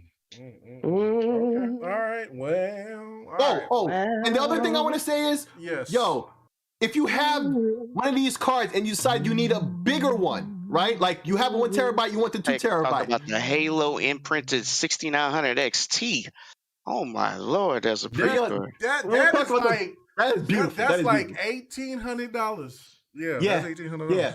Hey, it's gonna be worth more than that. Remember, okay, listen, back on topic real quick. Go ahead. These SSDs are hot swappable. If you have a 1 terabyte now and you eyeing the 2 terabyte because you got it like that and you decide to get one, don't sell or trade in that 1 terabyte. Remember, these are hot swappable. Maybe now that 1 terabyte could be your Halo drive or your backwards compatible drive. Just like I tweeted earlier today, I expect by the end of this generation, I'm gonna have multiple of these drives. Okay? Because that's what I do. Because that's what I do. I just pop them in the back. I have a 4 terabyte older hard drive. Spinning rust. And that's no diss, but that's what I call them. No. That's connected to my Xbox Series X for my older games. I just got another one from Amazon yesterday, 4 terabytes. Right. $90. And then, like, for instance, like for when, and I love it because when a newer game comes in, it says, look, now you're going to either have to use your internal SSD or you're going to have to use your external SSD for this certain game, because we just seen that Forza Horizon 5.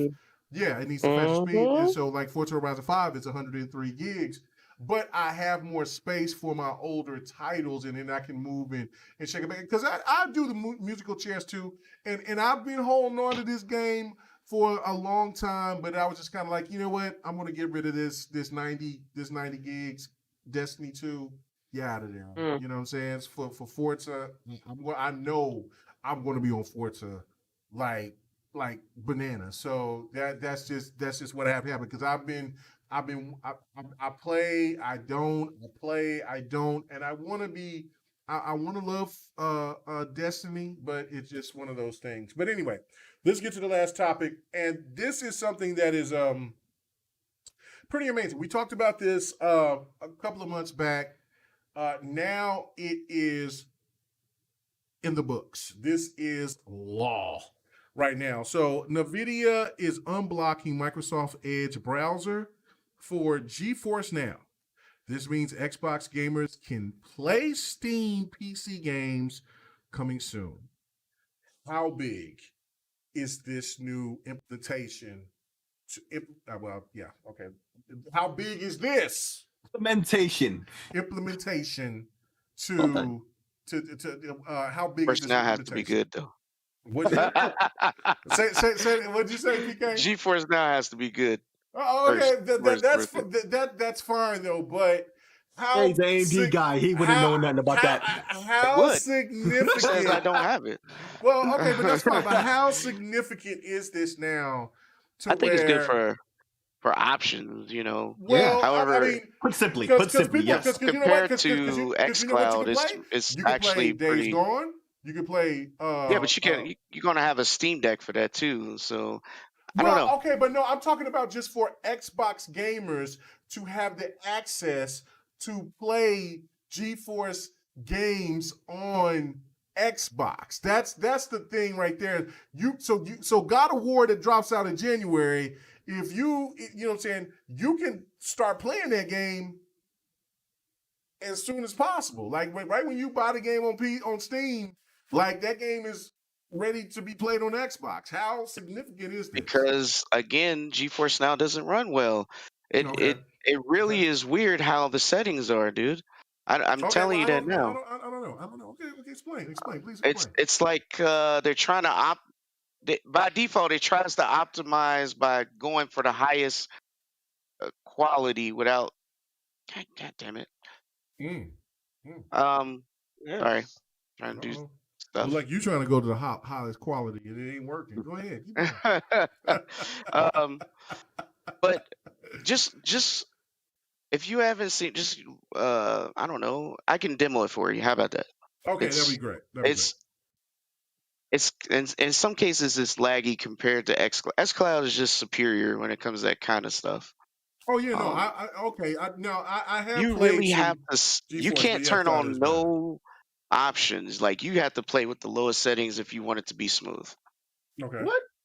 This is not the experience I've had at all. Like wow. Yeah. Okay. I mean, don't get me wrong. They just upgraded to the RTX series just recently, but yes, it's been horrible. Can't turn on no ray tracing and other stuff. Because if you do, it's gonna, you gotta play it 30 frames. It's but like I said, it's just depends, right? I think more or less streaming games for what they have, I don't think they have it built for that. They need to work on it a little bit. Okay. All right. Okay. I think the main difference is options, and it gives them opportunity. However, again, you got a Steam Deck coming. I think that's probably a better investment. A better investment. Okay. Because but what about for Xbox gamers that aren't in the PC that would say, okay, well, I can use Microsoft Edge, and then maybe I would, log into Steam, and then that's what they want. Yeah, it's buy not my going to be a first best experience. Well, no, but that's what I'm saying. The option is there. Do you think that it would be a that it would be something that would be beneficial to that type of gamer who doesn't have a Steam or doesn't have a PC game, or a PC gaming rig that wanted to play God of War, that said, okay, you can do it through my Edge through Microsoft, and then I want to try it. I think I would recommend anybody to try recommend it. That's the thing. But I would not. I don't believe you will get the value out of it for that subscription. I think it would be better to have physical, dedicated hardware, because their cloud service is just not on the same level. I even say playing on Stadia is actually a better experience. Oh wow! Okay, all right. I'm serious. I'm not. No. I'm not knocking you. I'm asking the question. Like, it's not that Nvidia don't have hardware. I will. Well, yeah, I got the gaming rig to where I'm going to buy God of War. I mean, I got Days Gone. I got Horizon Zero Dawn. I mean, it works. So it's fine. Dedicated hardware is always going to be better, but I don't know. They have to work on it, Doug. I don't know. I don't think it's worth the price. But if someone wants to try it, I would recommend anyone give it a shot. Just like I recommend anybody give Luna or Stadia a shot. Give it a shot. Don't listen to me. Don't listen to anyone else. You might feel differently. Give it a shot. But I'm telling you, I strongly do not believe it'd be worth it.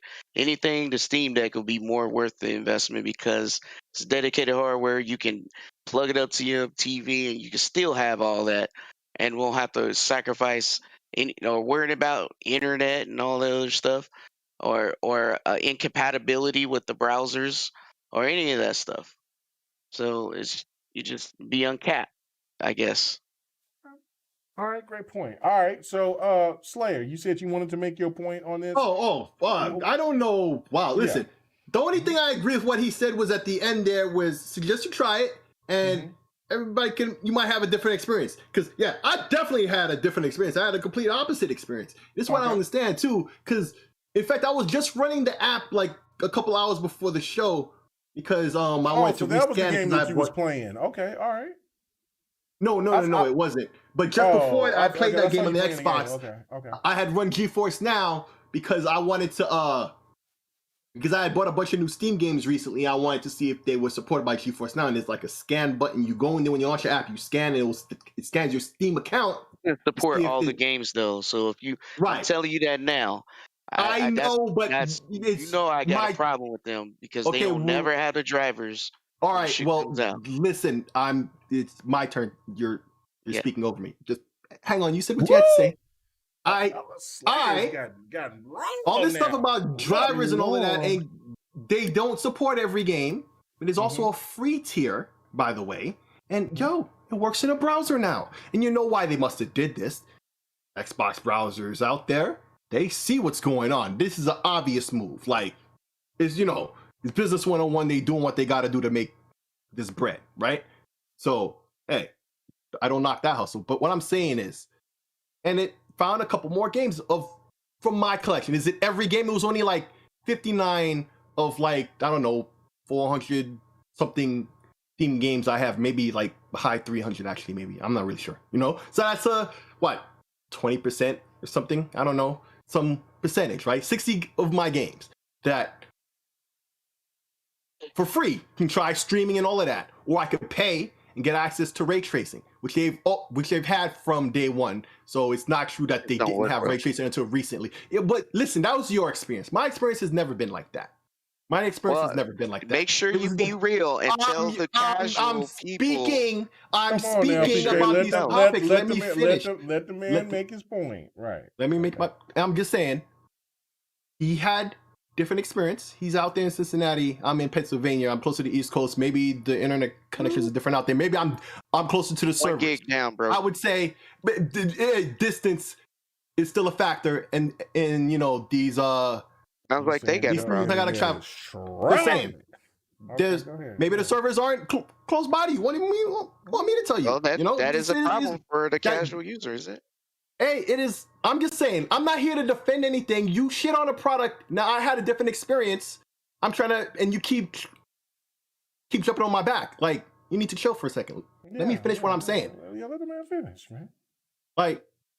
Like I said, it's up to y'all to try. They don't have a lot of servers like xCloud, but from my experience, it worked pretty well. And there's a free tier. Now, all this discussion about the Steam Deck being a better investment, I don't know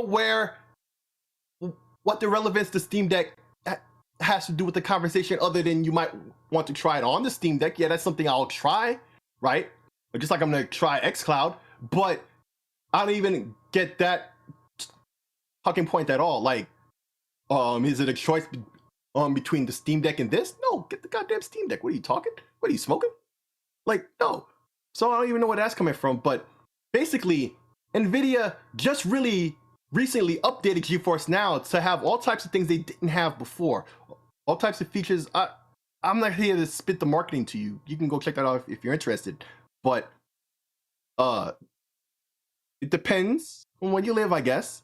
You know, how close you are to the servers. Just like with xCloud, every experience is going to be different with this streaming situation. And if you're an Xbox only gamer and you want to try some PC games that's not on Xbox, if they're on GeForce Now, it's an option. There's a free tier. The difference is, I think after half an hour, they kick you out and you have to be back on the queue to get back in, right? But you're not paying anything. And it's a game you already own in your Steam account. You'd have to buy, Steam games on your account. You can't buy any games on GeForce Now. It's just the service. It's not like Game Pass. Yeah, you gotta. Right, it's not like Game Pass. You own your own games already. You gotta own the games. Yeah. Right. So that situation, I didn't even think about that until Megan put up the topic. It's a thing to try. Maybe it works for you. Didn't work out for PK. Would I use it like that? I don't know if the browser would be the best. Well, actually, these browsers are very capable now. All these apps, like if there's an Android TV app, is it really just some web browser in the background running, like the video stream? Is it really that complex? No, all the complexities is on the servers in the cloud. That's the whole point. So would a native app be better, a native device to handle it be better? Yeah, sure. But I don't think the difference would be that major when you're already streaming. It's already a thing where it's kind of loosey-goosey with being exactly tight.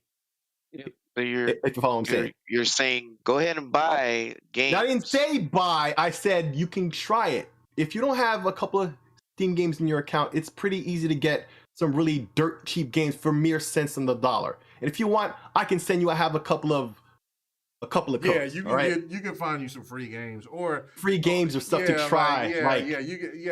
Come on, this is something to try. I can give anyone some. Yeah, so you can try. It's something to try, and it's free. If you find it works for you, you pay. If not, try xCloud. I feel it's a better thing. But if you want to try some PC games, it's an option. Yeah, I think for people who don't want to buy a PlayStation, but they want to try out God of War, they want to try Horizon Zero Dawn, they want to try Death Stranding, things like that. I think it's a perfect solution. You know what I'm saying? If the internet works to the capacity that they feel that is comfortable. You could use it through the Xbox browser. So let's just back up. You're saying go to Steam platform, don't buy their console, just buy the games on their platform, and then go pay another subscription or play on another platform if that's to stream on. You own the games, you just can't play it on their platform. Again, what you didn't hear what I had to say was that, or what Slayer said, you can try other games, but once you play those games and it feels comfortable for you, you can go ahead and then get into Steam, buy those games. Because listen, what's the cheaper solution? Getting into G4 and getting and buying a okay, let's say that you buy Death Stranding right now for $25. I'm not Death Stranding, but let's say Days Gone for $25 or $20 now, right? If you go to CD Keys, it might be even cheaper. But regardless, let's just say $25, right? And playing it for 30 minutes and seeing if it's up to your standard to play it on through your Xbox. Or do you want to get a But I gotta own an Xbox first. Well, which one is it? People have an Xbox, so that's what I'm saying. This is for Xbox. I'm talking to Xbox gamers. This is not for anybody who doesn't have an Xbox. This is for, because if you don't have an Xbox and you have a PlayStation or you have a PC, and that, you know what I'm saying, and it's null and void if you already have a PlayStation, and it's null and void if you already got a PC, a gaming PC. So for people who have, that's kind of my point.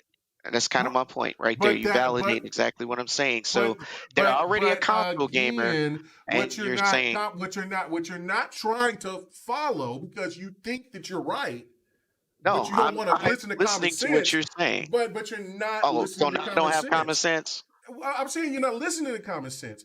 I'm saying to the Xbox gamers out there who don't have the gaming PC and don't have a PlayStation, if they want to try to test it out, buy a cheaper game, and you can even get games that's that's $1 or less, or free. If you know what I'm saying, you can even download a free to play game, and then sign up for the GeForce thing, for the Nvidia GeForce, and see if it works to your standard. Yeah, the free tier. Yeah, the free tiir. And if it doesn't, then it's not worth it. Then you need to just buy a PlayStation. I wish y'all had that same energy for Stadia and Luna. Because you guys put a lot. Luna works perfect. Luna works fantastic for me. He had that energy for Stadia. He been had that energy for Stadia. And I was wrong. And I was wrong about Stadia. Let me tell you something. I got blasted for Stadia. Let me just say one little fact that Stick keeps forgetting. You're talking to a console gamer, right? Right. Okay. He's not telling you that you got to go into the settings and start configuring shit that they don't understand because they're used to it just working. All they gotta do is YouTube. All they gotta do is YouTube it. Like I was saying, what's the point? You know what? What is the purpose if they got you're making this way too complex. I have a question. I gotta go to D to finish this off, but go ahead and answer the question. So we can finish this off. Lord have mercy. PK. Yeah. Show me on the doll where Nvidia touched you. Don't worry. Come on, man. You're really going hard on it. You're really going hard. Now we're about to have some computer. No, you do. Yes, you do. So but it is what it is. Okay, so like I said, all right. So I do gotta ask this question before we go to D to finish this off tonight. What is it about GeForce, Nvidia GeForce, that you are liking? Because it is clear that you are on board on GeForce. Is she muted? No, I asked D. I didn't ask D. I asked PK that. Oh, waste of money, to be honest. Wait, what? Okay, I'm just trying to figure time. The experience is not good. You just don't have it. It's not there. Okay, all right. Like I said, Stadia is a better experience, which is sad. Well, that's fine. Like, I don't mind. But you just asked me. No. I did. No, what I'm saying, I'm trying to counteract what you're saying. It's like, I don't mind. A console player is not going to like it. Because gamers need to understand the different point of views about it and what some people might have. That's what I was trying to explain. If you're a console gamer, well, you're being a little bit more objective than just coming out and saying, well, it might not work for you. You're just coming out and saying it won't work for you. And they're not going to enjoy it. I would tell them to try it. Okay. And tell me if I'm right or wrong. You told me that I wouldn't that I'm not going to enjoy Stadia, and Stadia worked fine for me. No, I did not. I never said that was but limit. You also said because I play Stadia. But you also said Luna. You guys was on the fence about Luna. I did not. I don't have Luna yet. Luna is I don't have close Luna to yet, but xCloud in performance, but xCloud is just a better service. xCloud is better. Yeah, xCloud's better, but Luna is not nothing to sleep on. I don't have Luna. I have Stadia. Okay. And I that's don't what have I'm Stadia saying. anymore. I let it go. Well, I didn't. I mean, really, you just own the game or whatever. But the point I'm making is that's just my experience testing all these different platforms, right? That's fine. I'm just saying I don't want to tell somebody, hey, buy a game on Apple on the Apple Store and then stream it through Apple Play to your Android because that's the scenario. That's not the point of the matter. But I get what you're saying, right? Like, be leery. But what Slayer is saying is like, if you don't have to just jump in and say, oh, God of War is coming in January, I'm going to buy this God of War.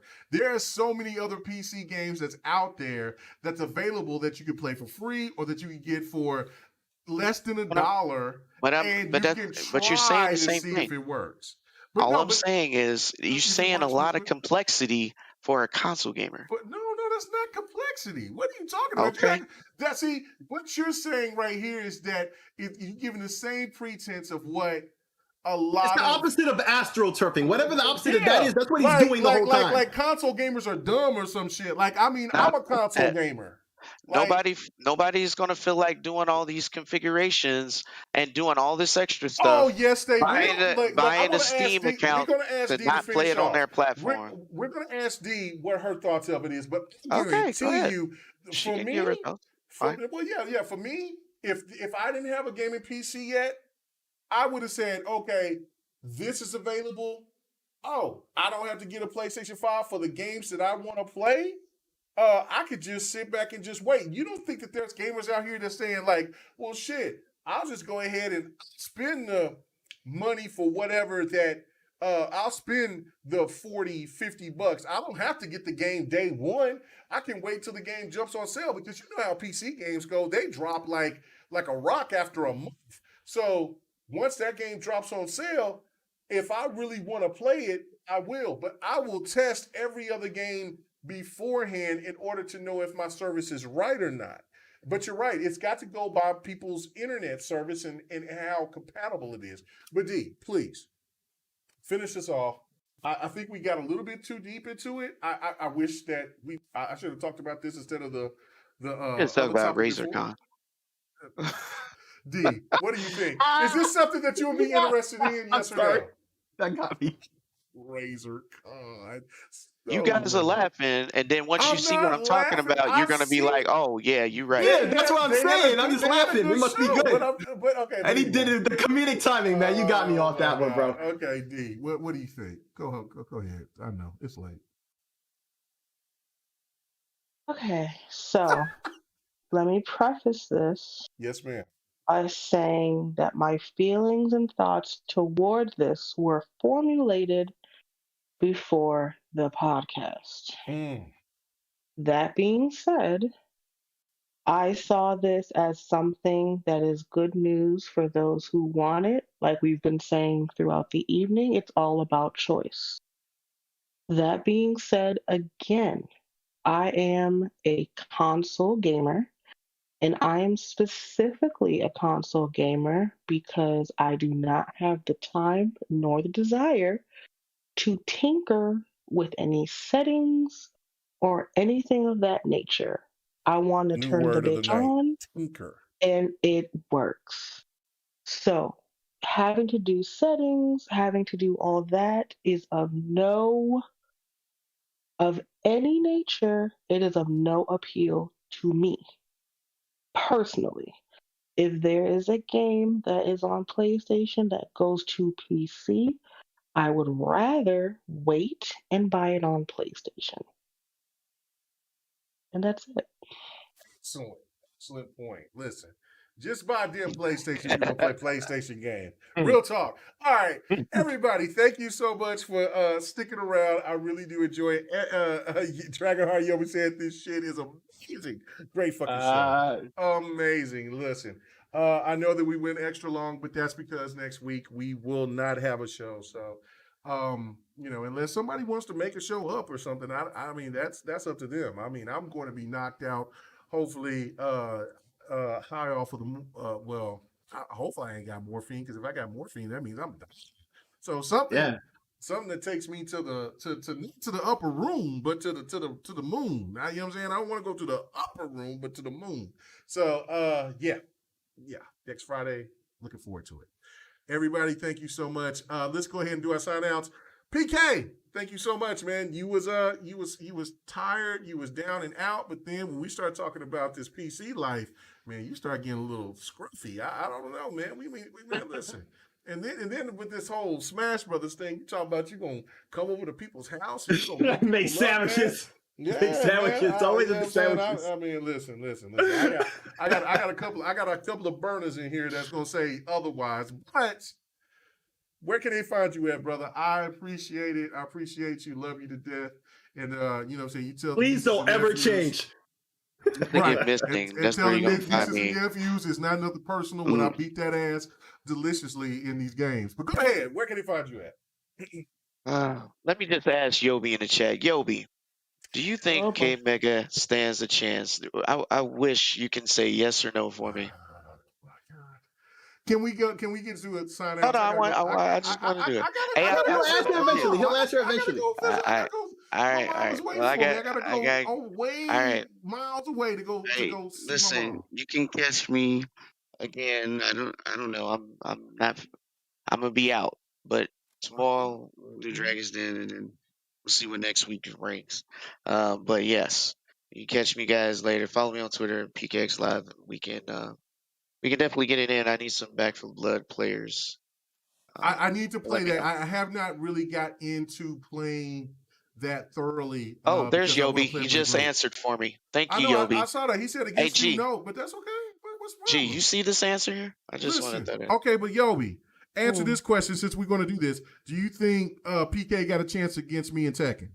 I mean, what Yobi going to say the same thing? So come on now. All right, you challenged me in Smash. That's totally different. Well, in Tekken is totally different. You can't whoop me in no Tekken, but you can. I don't know. Maybe. No, maybe not. I don't know. Boy, you better watch your tone. Tekken is easy. Watch your tone. It doesn't take much thinking in that one. Smash is a kid's game that you just jump around. That's it. Okay, sign out. All right. Sign out. Sign out. D, where can they find you at? And what breakfast food are you trying to play? Word. Hey, Yobi said it right here. Nope, you gonna beat his ass deliciously. Oh no, brother. Deliciously. He said, "Wow." Okay. Anyway, but that's okay. You can have Smash, brother. I want to get better at it, but I just know I'm never calling another dude delicious. I know that much. No. I say whooping a person's ass deliciously. It was a rap lyric, so that's why I say that. But anyway, D, where can they find you at, ma'am? I am on Twitter at Gingy's Mom. I'm on Xbox and PlayStation, Kirby Titan, and I am on Twitch, D Marie B. That's where I'm gonna find you when we go play some years. I promise you. I swear I'm gonna get to you. I'm gonna get it, and we're gonna play some. He grits his teeth. That's how you know he's still lying. You said that last week. I don't know if he's going to say that. The opportunity was there. I don't know if he's going to play it or not. You can't believe him. He over here frauding. You're breaking my heart right now. Okay, mine was funny at least. Damn. Yo, man. I was just joking, but anyway, man. Yo, you can find me on Twitter. Always podcasting or the pop-up podcasting with the homie New Legal and Technoblast and a couple others. You find me right here on GRG. So you officially on that podcast now? Not official like podcasting. It's just a thing. We click up. We have topics. I know. I see you over there. Just do it like that. It's real ad hoc. It's real ad hoc. It's just something. We decide. We had something we want to talk about. We put it together and we go on StreamYard. Real low effort. We're just talking gaming and that's all. It's nothing serious. So no. Follow me on Twitter and anytime. Yeah, no doubt. Yeah. That's the homie right there. So anytime, just follow me on Twitter and anytime we're about to do one, I tweet out just before and right when we go live, I put the tweets out. And of course, tomorrow The Dragon's Den episode 31. Come check us out, 6 p.m. Eastern time. Wow, that's amazing. Episode, yeah, man. I can't believe we're already up to 31. I still remember the time when it was like a year of promising it's coming. You know? Yes. After I came up with the name, and then like a year plus of promising it's coming, and we're 31 tomorrow. So come check us out. And congratulations. As always, man, keep it gaming. Thank you. No doubt. Until All right, next week. and PK, the week after next, anyway. PK, where can they find you at, brother? Told you, Twitter. I just wanted to say, I just wanted to let you. I just wanted to hear it again because I wanted to let you know that you. Over your house making a sandwich. Getting your ass beat. You know what I'm saying? Your wife over here gonna get a blanket, tuck me in, and read me a story. You know what I'm saying? That's what we're doing. You know what I'm saying? You know what I'm saying? Because she's like, oh my God, you are the Tekken master. Anyway, after managers install Google Play Store on the Windows 11. Wow. Okay, that's nice. Oh, man. Anyway, everybody have a good one. Thank you guys so much for sticking around with us, Knuckleheads, for all these years. It has been a blessing. You know what I'm saying? Hopefully, guys, you know what I'm saying? Thank you for the prayers that I've already gotten for hearing about my surgery coming up next week. But yeah, you know what I'm saying? Hopefully everything goes well, and I will be back the week after to still, you know, with these knuckleheads to act a damn fool, man. Appreciate 108 coming on and everybody sticking around with us, man. As usual, check out when we do Devin the Gamer. We should be doing it hopefully next week. You know what I'm saying? So, you know, that'll be probably the last Devin the Gamer for a little bit. And then let's see, the next podcast, that's a Thursday night. So that will be my last podcast of the week. And yeah, it's on Xbox 448's channel. So come and check us out, man. And Fight Night Sunday. This will be the last Fight Night Sunday for the weekend, because I'm pretty sure that I won't be ready to go the next coming week. So I got to make it a big one. So and I will play Smash Brothers again. So PK, if you want to join us, you know what I'm saying? I'm going to give you some time. You need some time to recoup. Marinate. It's all right. Get them you little chicken wing fingers of yours ready, because I will come go ahead and get your training in. Go into the hyperbolic time chamber, and when you come out, you know, hopefully you made Super Saiyan 1, because you know I'm pretty much you know, Ultra Instinct. When I beat you, I'm going to post that all over the place. Everybody have a good one. God bless y'all. Ultra Instinct. Go do your thing, man. You know what I'm saying? Until we can get everything safe, man. Don't do no pants off, dance off. Hell, matter of fact, it's late tonight, so you know what I'm saying. Just take your ass to bed, man. Just, you know what I'm saying, or just play some games like Far Cry 6. It's a good game. All right, peace. Bye. Hey, thanks for checking out the GRG podcast. All your gaming news and our special topic of the week. Make sure to join us every Friday night, 8:30 p.m. Eastern, 9:30 p.m. Central, 6:30 p.m. Pacific. This was the GRG podcast.